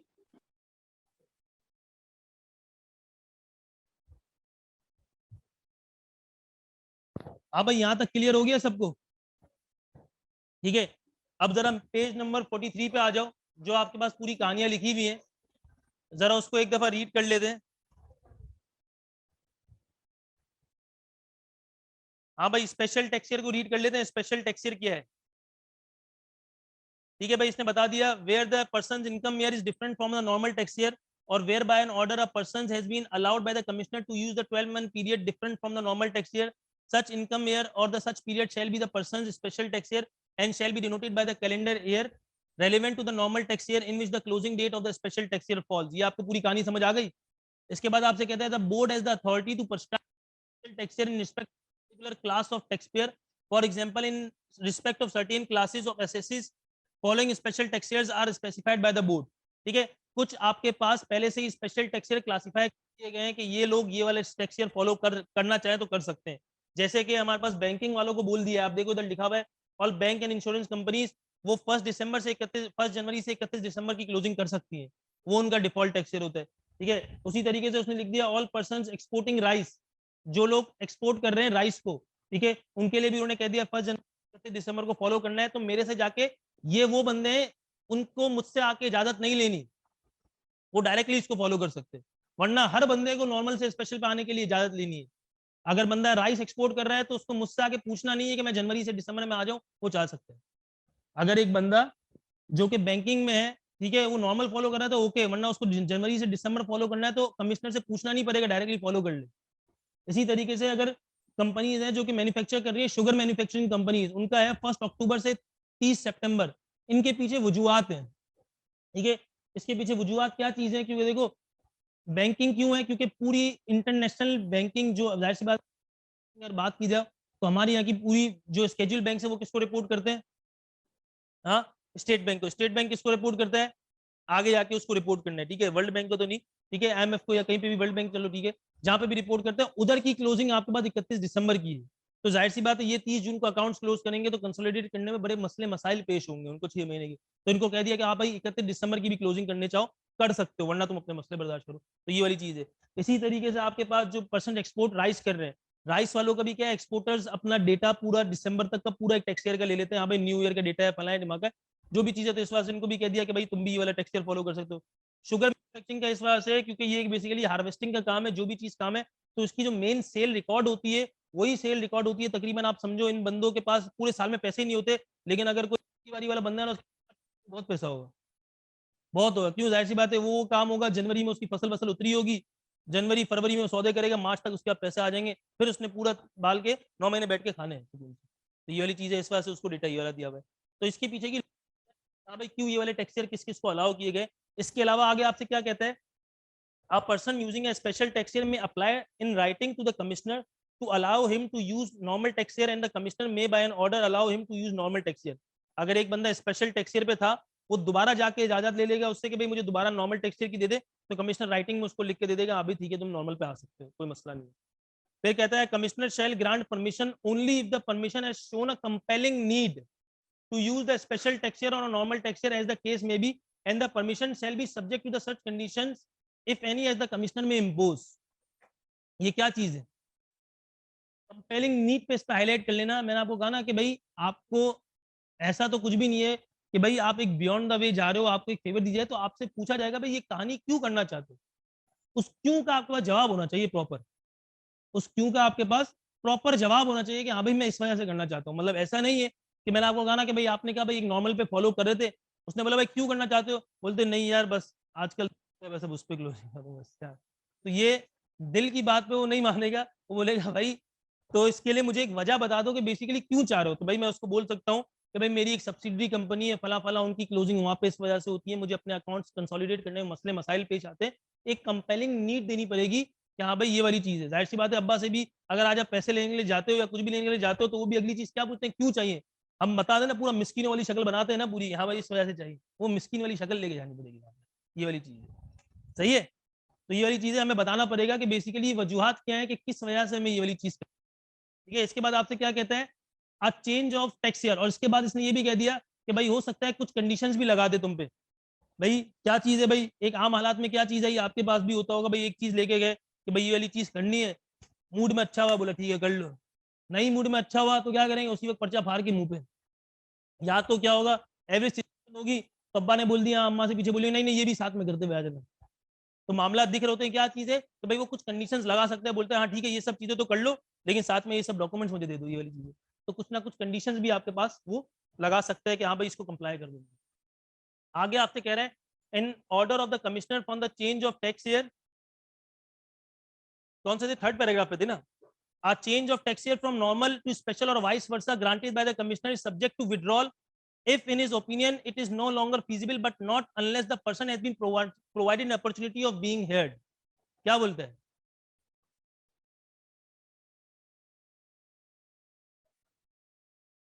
भाई, एक दफा एक कमिश्नर ने इजाजत दे दी कि हाँ भाई ठीक है आप गए नॉर्मल से स्पेशल पे जाना था या किसी और चीज पे कुछ भी है, कमिश्नर ने इजाजत दे दी हाँ भाई कर लो, के बाद में अगर वो चाहे तो वो अपनी इजाजत को विड्रॉल भी कर सकता है कि हाँ भाई खत्म कर ले, कमिश्नर ये समझे कि भाई अब इसको जरूरत नहीं होगी इस चीज की, लेकिन ये एक हार्श स्टेप है बेसिकली, मतलब एक टैक्स पेयर पे हार्श स्टेप है, तो ये वाला काम करने से पहले ये अगले बंदे की एक दफा बात को जरूर देगा, सॉरी बात बोलने का मौका उसको जरूर देगा कि भाई मैं ये करने के लिए जा रहा हूँ, अगर तुम्हारे पास कुछ सफाई में है तो बता दो, ये चीज क्लियर है। एक इजाजत दे दी, उस इजाजत को विड्रॉल की बात कर रहा हूं कि वो इजाजत की विड्रॉल कर सकता है, लेकिन ये करने के लिए वो क्या करेगा, एक दफा उसको बोलने का मौका जरूर देगा, ये वाली चीज, ठीक है। और ये वाले एक अल्फाज है ना अपॉर्चुनिटी ऑफ बीइंग हेड, ये आगे आपको हर दफा इस्तेमाल होगी कि जब भी 8 स्टेप की तरफ जा रहे होंगे ना, ठीक है, जो अगले बंदे को नागवार गुजर सकता है तो उसके वो करने से पहले हम एक दफा उसको मौका जरूर देंगे। ये है कि अगर आपने, ठीक है, कभी कोर्ट में तो अल्लाह ना करे कभी जाना हो रेल में, लेकिन बचपन में आपने देखा होगा बेचारा एसीपी प्रद्युम्न हो गया या अदालत में हमने देखा होगा आखिरी में जब बेचारा केडी फारक जीतने ना उस वक्त जज फाइनल फैसला देने से पहले एक दफा जिसके खिलाफ सजा हो रही होती है जिसको उससे पूछता जरूर है भाई मैं फैसला सुनाने जा रहा हूँ आपको अभी मजीद कुछ सफाई में कहना है नहीं कहना, ये वही कि बंदा उससे आखिरी दफा पूछ लेता है कि अभी भी कुछ कहना है नहीं कहना, लाजमी पूछते हैं, मजाक थोड़ी कर रहा हूँ तुम मुझसे पूछ रहे हैं, ठीक है। इसके बाद आपसे कह रहे हैं, इसके बाद हम फोर्थ पैरा पे थे ना, an order of the commissioner for the change of tax year shall take effect from such date being the first day of the special tax year or the normal tax year as the case may be as may be specified in the order, जो order में लिखा होगा उस हिसाब से हम उसको comply कर लेंगे। A person dissatisfied with the order may file a review application with the board against the decision of the commissioner at the time of granting permission for a special tax year or withdrawal of the same, and the decision by the board on such application shall be final। अब क्या चीज है ये भाई, मैंने जाके इजाजत मांगी, कमिश्नर तो उसने भगा दिया, बोला भाग जाओ, ठीक है। तो उसने क्या किया भाई, अगर आपको उसके फैसले के खिलाफ जाना है तो आप क्या करोगे, आप एप्लीकेशन लिख दोगे बोर्ड को, एफबीआर के बोर्ड को जाके एप्लीकेशन लिख दोगे फला फला फला फला ये वाले मसले मसाइले, बोर्ड जो फैसला कर देगा ना वो फाइनल होगा। अब बोर्ड ने तुम्हारे हक फैसला कर दिया या तुम्हारे खिलाफ फैसला कर दिया वो चैलेंजेबल नहीं है कहीं भी, खत्म बात। भाई तुमको कमिश्नर के पास गए, उन्होंने कहा भाई मुझे स्पेशल से नॉर्मल की तरफ आना है, कमिश्नर ने बोल दिया नहीं चले जाओ, तुमने क्या करा, एप्लीकेशन लिखी बोर्ड को, बोर्ड ने लेके दिया नहीं, अब तुम कुछ कर नहीं सकते, सिर्फ नॉर्मल फॉलो कर सकते, कहीं पे भी चैलेंजेबल नहीं है, बोर्ड का फैसला कहीं पे भी चैलेंजेबल नहीं है। कमिश्नर का फैसला कहाँ चैलेंज हो सकता है, बोर्ड पे फैसला, बोर्ड का फैसला जो हो गया खत्म हो गया फाइनल। क्लियर है ये वाली बात, नेक्स्ट पेज पे आ जाओ। ट्रांजिशनल टैक्स ईयर, जरा ट्रांजिशनल टैक्स ईयर को भी रीड कर लो क्या है। Where a taxpayer of a person changes as a result of an order by the commissioner of income tax, either from the normal tax year to the special tax year or vice versa, the period between the end of the last tax year prior to the change and the date on which the change tax year commences shall be treated as a transitional tax year. Clear है? ठीक है, इसकी कोई डिनोशन भी नहीं बताई, देखा कि किस तरीके से डिनोट करेंगे क्या नहीं करेंगे, इसका कॉन्सेप्ट एक ही सीक्वेंस ट्रीट है बस। अगर नाम नहीं भी लग सकते तो नाम नहीं रखो। बाज औकात ऐसे केसेस आ रहे होंगे कि नॉर्मल का नाम ही होगा, उसके बाद सीक्वेंस नहीं टूट रही होगी तो ट्रांजिशनल का कोई नाम ही नहीं होगा, ट्रांजिशनल का कोई नाम ही नहीं। क्लियर है? अब जरा इसके पीछे नीचे एक एग्जांपल दी हुई है, जरा उसको रीड कर लो, जरा देख लो उस पर टैक्स ईयर कौन कौन से लग रहे हैं।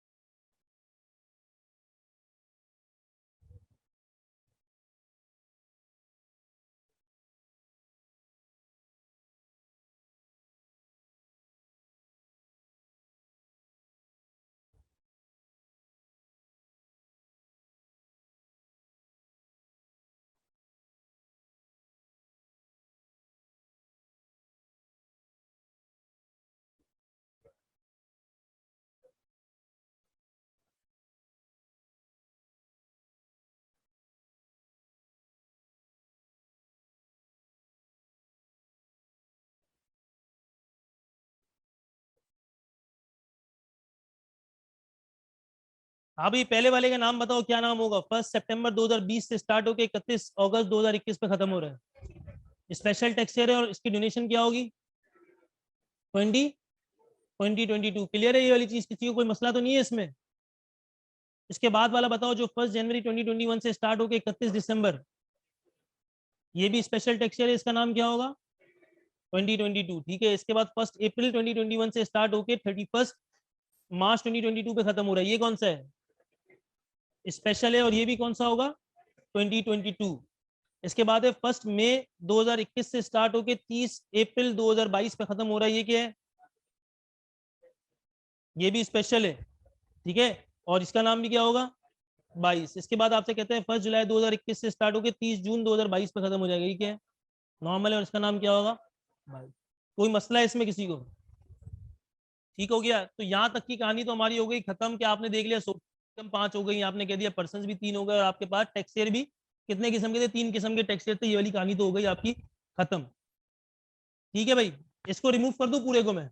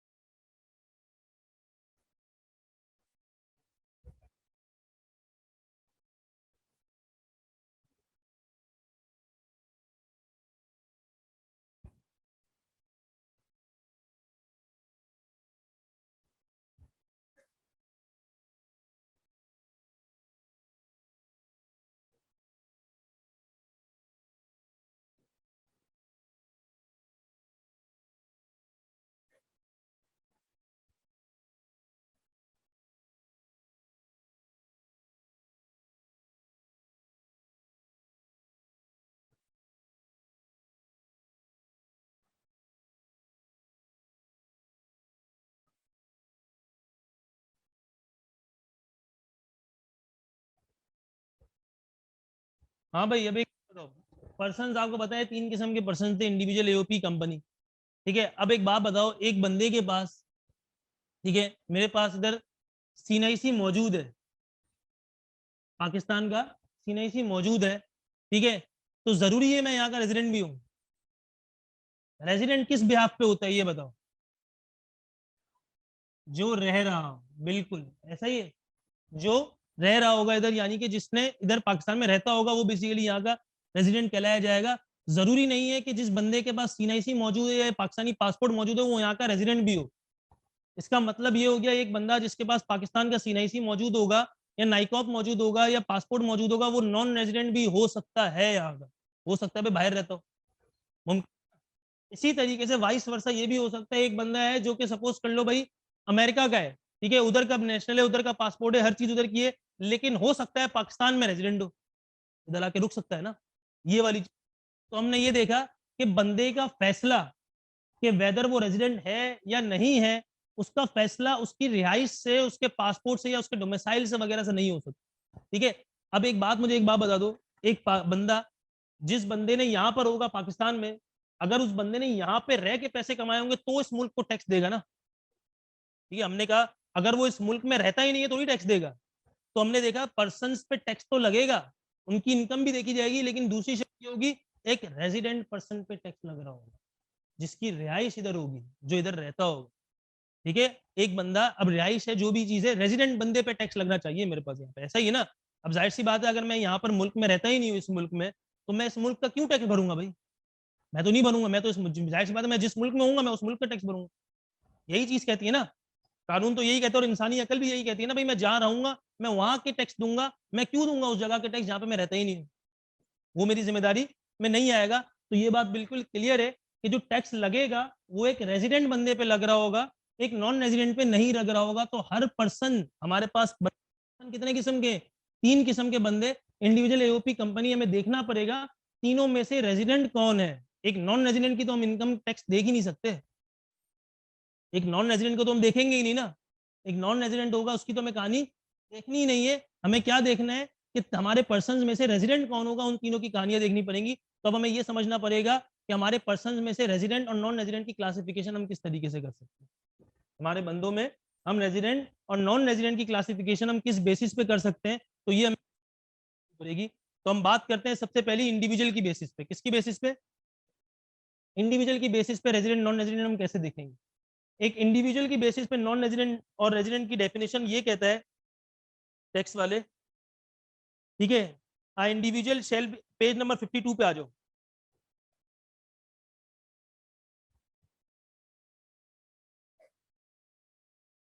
पेज नंबर 52 पे इस पे रेजिडेंट इंडिविजुअल लिखा हुआ है, सेक्शन 82।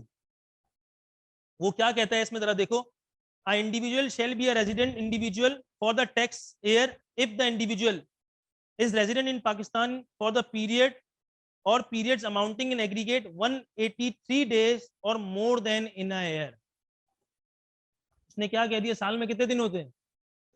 365। उसने कह दिया अगर एक बंदा है, आम बंदा, इंडिविजुअल की बात कर रहे हैं अभी, एओपी कंपनी को छोड़ दो, एक आम बंदा कोई भी अगर 183 दिन या 183 दिन से ज्यादा रह गया है यहाँ पर, तो वो क्या माना जाएगा? वो इधर का रेजिडेंट माना जाएगा। 183 डेज। तो रेजिडेंट के इसने क्या कह दिया कि इंडिविजुअल का रेजिडेंशियल स्टेटस कैसे चेक कर रहे हैं हम लोग, इसने कह दिया कि अगर 183 डेज और मोर अगर पाकिस्तान में रह जाएगा तो वो यहाँ का रेजिडेंट माना जाएगा, उसका टैक्स पीरियड के हिसाब से। उस टैक्स पीरियड में कोई भी 12 महीने का जो टैक्स पीरियड होगा उसमें 183 दिन या 183 दिन से ज्यादा इधर रह चुका है तो वो क्या माना जाएगा? हाँ भाई ये रेजिडेंट है मेरे पास, ये मेरे पास रेजिडेंट है। इसके बाद देखो क्या लिखता है, ठीक है, individual or is an employ or the official of the federal government or the provincial government posted abroad in the tax year. अब कह रहे हैं कि या तो एक बंदा है जो कि एम्प्लॉय है किसका? गवर्नमेंट का, चाहे वो फेडरल हो चाहे वो प्रोविंशियल हो, कहीं का भी हो, वो रहता बाहर है और पोस्टिंग उसकी बाहर है, वो फिर भी रेजिडेंट है, चाहे एक भी दिन ना रहे यहाँ, चाहे वो एक भी दिन नहीं भी रहेगा फिर भी वो क्या माना जाएगा? रेजिडेंट माना जाएगा। तो मैं कह सकता हूं अगर गवर्नमेंट एम्प्लॉय भी होगा, वो एक भी दिन नहीं रहेगा तब भी क्या माना जाएगा? रेजिडेंट माना जाएगा, क्योंकि उसकी पोस्टिंग बाहर है, वो सर्व किसको करता है? गवर्नमेंट को सर्व कर रहा है, इस मुल्क को सर्व कर रहा है, ये वाली चीज है। तो उसने क्या बाइफर्केशन की दी, उसने कह दिया अगर इंडिविजुअल का रेजिडेंट स्टेटस चेक करना है आम बंदे के लिए, इसने कह दिया खुला कि भाई आपका अगर वो 183 दिन यहाँ पर रहता है या उससे ज्यादा, 183 भी रह गया या उससे ज्यादा रह गया, तो हम क्या बोलेंगे कि वो रेजिडेंट है, उसको टैक्स देना है, यहाँ के लॉ को कंप्लाई करना है। फिर हमने कह दिया कि भाई अगर 183 डेज के कम वाला सिनेरियो कहां पर आएगा कि बंदा अगर गवर्नमेंट एम्प्लॉय है और वो एक भी दिन नहीं रहा यहाँ पे, वो फिर भी रेजिडेंट माना जाएगा, वो फिर भी रेजिडेंट माना जाएगा। आगे चलो, ये देखो ये कह रहा है it is not essential that the stay should be at a same place, ठीक है। It is equally not necessary that the stay should be continuous, जरूरी नहीं है कि स्टे एक ही प्लेस में। हमने कहा कि भाई बंदा रेजिडेंट उसी वक्त माना जाएगा उसने पूरे 183 दिन कराची में ही बैठ गया है या लाहौर में बैठ गया, भाई पाकिस्तान की किसी भी जगह पे हो सकता है। और स्टे कंटिन्यूअस भी नहीं हो सकता भाई, हो सकता है पहले 100 दिन रह के गया फिर चला गया, फिर दोबारा आया 20 दिन रह के गया फिर दोबारा चला गया, फिर दोबारा आया 60 दिन रह के गया फिर दोबारा चला गया, फिर दोबारा आ गया 5 दिन, मतलब गैप में भी हो सकता है उस टीनियोर में। ऐसा नहीं है कि जरूरी एक साथ 183 डे कंटिन्यूस चाहिए, हमें साल का टोटल 183 चाहिए। पहले आया 20 दिन रह के गया फिर चला गया, फिर आया 60 दिन रह के गया फिर चला गया, तो टोटल हमें करना है। एग्रीगेट जरूरी नहीं है कंटिन्यूस हो, स्पॉन्टेनियस भी हो सकता है, आपका कोई मसला नहीं है, ठीक है। तो उसने कह दिया। आगे कहते हैं rule 14 of the income tax states the method for computing the number of days of stay of an individual. The said rule read, अब 183 डेज किस तरीके से काउंट करोगे उसने बता दिया कि हाँ भाई किस तरीके से आप काउंट कर सकते हो। जाहिर सी बात है बेचारा 183 डेज में तो एक कंपटीशन की कैलकुलेशन तो देनी पड़ेगी, क्योंकि कभी डिपार्चर भी हो रहा होगा, कभी आ भी रहा होगा, हो सकता है अल्लाह वो दिन भी लाए कभी हमारे पास कि हमारे यहाँ से भी कनेक्टेड फ्लाइट्स जाएं, तो हो सकता है बंदा आ रहा होगा तो 2 दिन ऐसे ही रह गया यहाँ पे कनेक्ट फ्लाइट के चक्कर में, या 1 दिन ऐसे ही रह गया कनेक्टेड फ्लाइट के चक्कर में। तो किस तरीके से उसकी 183 डेज की कैलकुलेशंस होंगी, वो उसका भी इनकम टैक्स का पूरा रूल दिया हुआ है, वो देख लेते हैं भाई वो क्या चीज है। The following rule apply to the purpose of section 82 which provides the determination of the person as an individual resident, ठीक है। ये रूल है आपके पास। A part of the day that an individual is resident in Pakistan including the day of arrival and the day of departure counts as a whole day as a presence, ठीक है। ये रात को 11 बजे भी आया या रात को 12 बजे भी, रात को 10 बजे भी आया, इसका माना जाएगा पूरा दिन रहेगा, ठीक है। अराइवल का दिन भी पूरा माना जाएगा, डिपार्चर का दिन भी पूरा माना जाएगा कि रहा है यहाँ, ठीक है। अराइवल जिस दिन होगा वो भी मानेंगे कि हाँ भाई यहीं पे रहा है, एक दिन पूरा काउंट करेंगे उसको। डिपार्चर जिस दिन होगा उस दिन भी मानेंगे कि हाँ भाई कि भाई ये यहाँ पर रहा है।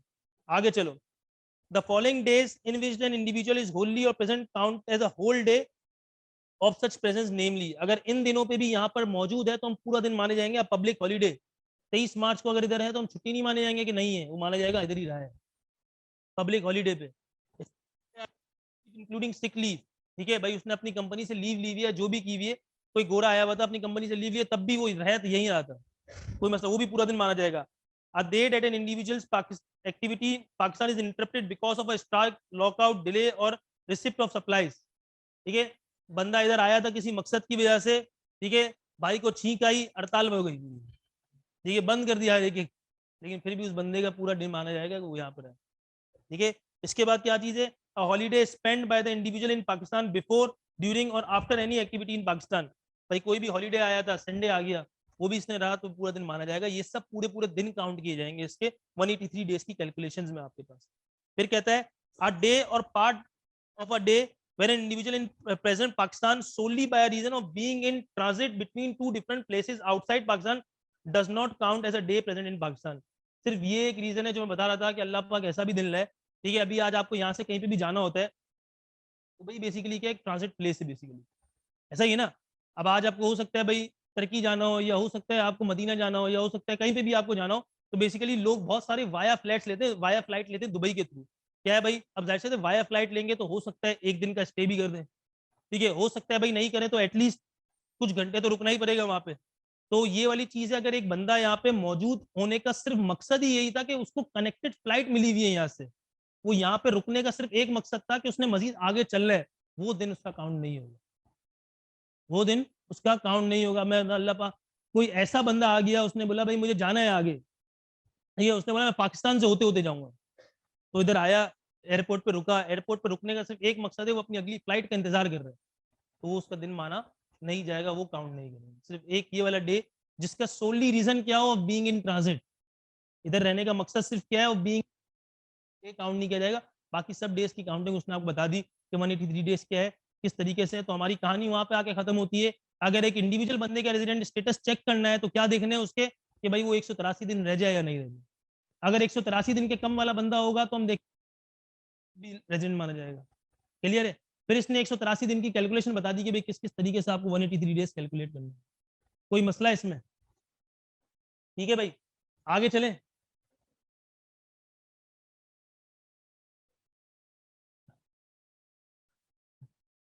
क्या मतलब 1 साल में होंगे ना, पूरी जिंदगी में मतलब कैसे? टैक्स ईयर के मरने का इंतजार करोगे, मरेगा तो फिर इसका रिटर्न भरेंगे क्या? उस टैक्स ईयर पे, पर्टिकुलर टैक्स ईयर पे हम देखेंगे भाई, उस टैक्स ईयर में अगर वो बेचारा 183 दिन रहा है तो हम बोलेंगे रेजिडेंट है। तो ऐसा भी तो हो सकता है एक बंदा एक रेजिडेंट हो, अगले साल नॉन रेजिडेंट हो जाए, फिर हो सकता है रेजिडेंट हो, फिर नॉन रेजिडेंट, ऐसा भी तो हो सकता है ना। तो मुमकिन है ये वाली बात भी।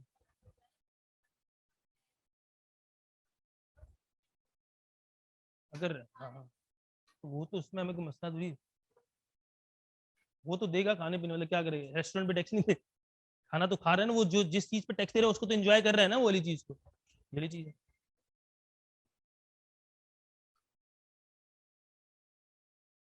आ जाओ भाई, अब चेक करते हैं रेजिडेंट स्टेटस ऑफ एओपी।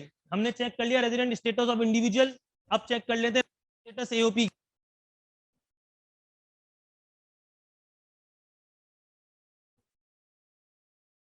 अभी सिर्फ रेजिडेंट स्टेटस किसका चेक किया हमने, इंडिविजुअल का। आप चेक कर लेते हैं कि एओपी का रेजिडेंट स्टेटस कैसा आएगा आपके पास, ठीक है। नेक्स्ट पेज पे आपका लिखा हुआ है 5.5 पे, जरा वो रीड कर लो क्या लिखा हुआ है। An associate of person shall be resident as AOP for the tax year if the control and management of the affairs of the association is situated wholly or partly in Pakistan at any time in the tax year। क्या बोल रहे हैं, कोई भी AOP अगर उसके controls और affairs जो होंगे, बेसिकली मतलब इन शॉर्ट उसका हेड ऑफिस कह दो, या उसके जो कंट्रोल है जहां पे उसके फैसले होते होंगे, चाहे वो होल नहीं हो, 100% हो या 100% से कम भी हो, अगर वो यहाँ पर मौजूद है पाकिस्तान में, तो वो मानी जाएगी कि यहाँ पर वो रेजिडेंट मानी जाएगी। तो एओपी का लिंक इसने किससे किया है, कंट्रोल एंड अफेयर्स से, ठीक है। इस पे इसने कह दिया कि होली भी हो या पार्टली भी हो, दोनों सूरत हाल में क्या मानी जाएगी, रेजिडेंट मानी जाएगी। क्लियर है, इसमें कोई मसला, इस पे इसने कोई कहानी नहीं दी 183 डेज या 140 डेज या कुछ भी नहीं कहा। इसने कहा भाई अगर कंट्रोल और अफेयर्स उसके पाकिस्तान में मौजूद हैं, चाहे पार्टली मौजूद है, चाहे होली मौजूद है या कंप्लीटली मौजूद है, तो वो बंदी क्या मानी, वो एओपी क्या मानी जाएगी, वो आपके पास यहाँ पर रेजिडेंट मानी जाएगी। आगे आ जाओ, कंपनी। देखो टैक्स पे नहीं करेगा, बेसिकली हम ये बात कर रहे थे कि अगर एक बंदे की इनकम जो हम कैलकुलेशन की तरफ जाएंगे, एक रेजिडेंट बंदे की कैलकुलेट कर सकते हैं ना, तो अगर वो रेजिडेंट होगा तभी उसकी कैलकुलेशन की तरफ हम जा रहे होंगे। अगर वो नॉन रेजिडेंट होगा तो हमें वो पाबंद नहीं है यहाँ पे टैक्स दे, खत्म हो गई, उसकी हम कैलकुलेशन ही नहीं कर रहे हैं, ये वाली चीज है। हाँ, फिर हम उसकी पूरी कैलकुलेशन करेंगे, हाँ भाई इसने क्या कमाया क्या नहीं कमाया, जो भी चीज है उस पर टैक्स लगे। वो तो देखो सेल्स टैक्स एक अलग चीज है, अभी हम टोटल इनकम टैक्स पे स्टिक रहो, सेल टैक्स अभी भूल जाओ, सेल टैक्स की अभी कोई बात नहीं, इनकम टैक्स पे बिल्कुल स्टिक रहो, सेल टैक्स जो भी होगा हम उस वक्त देखेंगे। हाँ भाई, रेजिडेंट कंपनी का स्टेटस देख लेते हैं कि कंपनी अगर रेजिडेंट होगी तो वो किस तरीके से होगी, ठीक है। वो कहता है company shall be a resident company in Pakistan, in for Pakistan for a tax year if it is incorporated or formed under any law in force in Pakistan. वो पाकिस्तानी लॉ के मुताबिक अगर बनी हुई है तो लाजमी टैक्स ईयर, लाजमी वो क्या है, रेजिडेंट मानी जाएगी। दूसरा क्या है, the controls and management situated Holi in Pakistan at any time tax year. इसमें पार्टली की बात नहीं करी, अगर वो इनकॉर्पोरेट नहीं हुई पाकिस्तानी लॉ के मुताबिक, तो उसके कंट्रोल्स अगर पूरे इधर मौजूद है कंप्लीटली, तो वो मानी जाएगी रेजिडेंट, वरना वो रेजिडेंट नहीं मानी जाएगी, ठीक है। तीसरी चीज क्या है, इट्स अ प्रोविंशियल गवर्नमेंट और लोकल गवर्नमेंट इन पाकिस्तान, तो वो तो जाहिर सी बात रेजिडेंट नहीं मानी जाएगी, ठीक है। इसकी पहला केस की तो एग्जांपल ये आ गई, जाहिर सी बात है उसने एसईसी पे जाके अपना नंबर ले लिया, कंपनीज एक्ट के थ्रू नंबर आ गया, इधर के लॉ के मुताबिक बनी है, वो तो रेजिडेंट हुई गई। दूसरी कौन सी कंपनीज होंगी, दूसरी कंपनीज वैसी होती हैं कि हो सकता है कोई एक मेन कंपनी हो जिसने अपना फ्रेंचाइज से इधर खोला हो, वो वाली चीज हो सकती है। जैसे बहुत सारी ऐसी कंपनीज आपके पास आ सकती हैं, शिजान की बात कर लो, इस तरीके से जो भी कंपनी है जो बाहर की पूरी सिचुएटेड हुई है लेकिन यहाँ पर आके अपने ब्रांचेस चला रही है छोटी छोटी, तो क्या चीज़ है, वो रेजिडेंट नहीं मानी जाती, वो टैक्स वहाँ के हिसाब से दे रही होंगी। एक तो ये कहानी हो गई। दूसरी चीज क्या हो सकती है कि अगर कंपनीज बनी हुई थी वो बाद में यहाँ पर आई थी, उस तरीके की कहानी है कि अगर कंप्लीटली कंट्रोल्स इधर मौजूद होंगे तो वो रेजिडेंट मानी जाएगी, अगर कंप्लीट कंट्रोल्स नहीं होंगे यहाँ पे तो वो रेजिडेंट नहीं मानी जाएगी। क्लियर है ये वाली चीज, हाँ। जो बिजनेस रजिस्टर्ड ना हो, सेल टैक्स के लिए क्या होगा, बिजनेस अभी तो सेल टैक्स हटा दो, देखो अभी सेल टैक्स टोटल छोड़ दो, सेल टैक्स में मिक्स करोगे कहीं पे भी आके, सेल टैक्स टोटल भूल जाओ, अभी सेल टैक्स को सेल टैक्स के वक्त देखेंगे, अभी टोटल इनकम टैक्स पे रहो। ठीक है, इसने कह दिया रजिस्टर्ड इन पाकिस्तान या कंट्रोल्स होने चाहिए। जी जी बिल्कुल, मैनेजमेंट कह दो या हेड ऑफिस कह दो, इस तरीके की। ठीक है भाई, तो इसने रेजिडेंट स्टेटस आपका देखो, अगर उनका कंट्रोल मौजूद है तो मानी जाएगी, नहीं मानी ना, वो नहीं मानी जाएगी। वो फ्रेंचाइज बेचता है अपने, देखो ये मेरी बात समझना। ठीक है भाई, तो रेजिडेंट स्टेटस आपके पास तीनों का हमने देख लिया। इंडिविजुअल का उसने क्लासिफाई किया है नंबर ऑफ डेज की बेसिस पे, एओपी का उसने क्लासिफाई किया है कंट्रोल्स और अफेयर्स की बेसिस पे, जिसने कह दिया है कि भाई कंप्लीटली हो या पार्टली हो, जो भी चीज होगी वो माना जाएगा रेजिडेंट यहाँ पे। फिर तीसरी बात उसने कह दी है कि अगर कंपनी की बात करिए तो उसने कह दिया कि अगर रजिस्टर्ड पाकिस्तानी लॉ के मुताबिक है तो रजिस्टर्ड मानी जाएगी, वो रेजिडेंट मानी जाएगी। अगर रजिस्टर्ड पाकिस्तानी लॉ के तो हम देखेंगे क्या कंट्रोल्स, और अगर कंट्रोल्स कंप्लीट नहीं होंगे तो क्या मानी जाएगी, रेजिडेंट मानी जाएगी। तो ये कहानी आज की हमने देखी है टोटल। आज की कहानी यही तक ही रखते हैं, अगली क्लास में तो थोड़ा आगे लेते हुए जाएंगे और सैलरी का टॉपिक हम हमारा मेन हेड जो है वो स्टार्ट करेंगे। इसमें कोई मसले मसाइल है तो भले पूछ लो। ठीक है, आप लोगों ने एक बुक परचेज करनी है, वो है पेटी वाला की बुक है टैक्सेशन की, वो आप लाजमी परचेज कर लेना एक बुक। उससे हम बहुत सारे प्रैक्टिकल्स देख रहे होंगे और आपको बहुत अच्छे तरीके से हेल्प आउट कर रही होगी, तो वो वाली चीज हम उसमें लाजमी देख रहे होंगे। ठीक है, वो वाली बुक परचेज कर लेना। ये वाली किसकी बुक थी?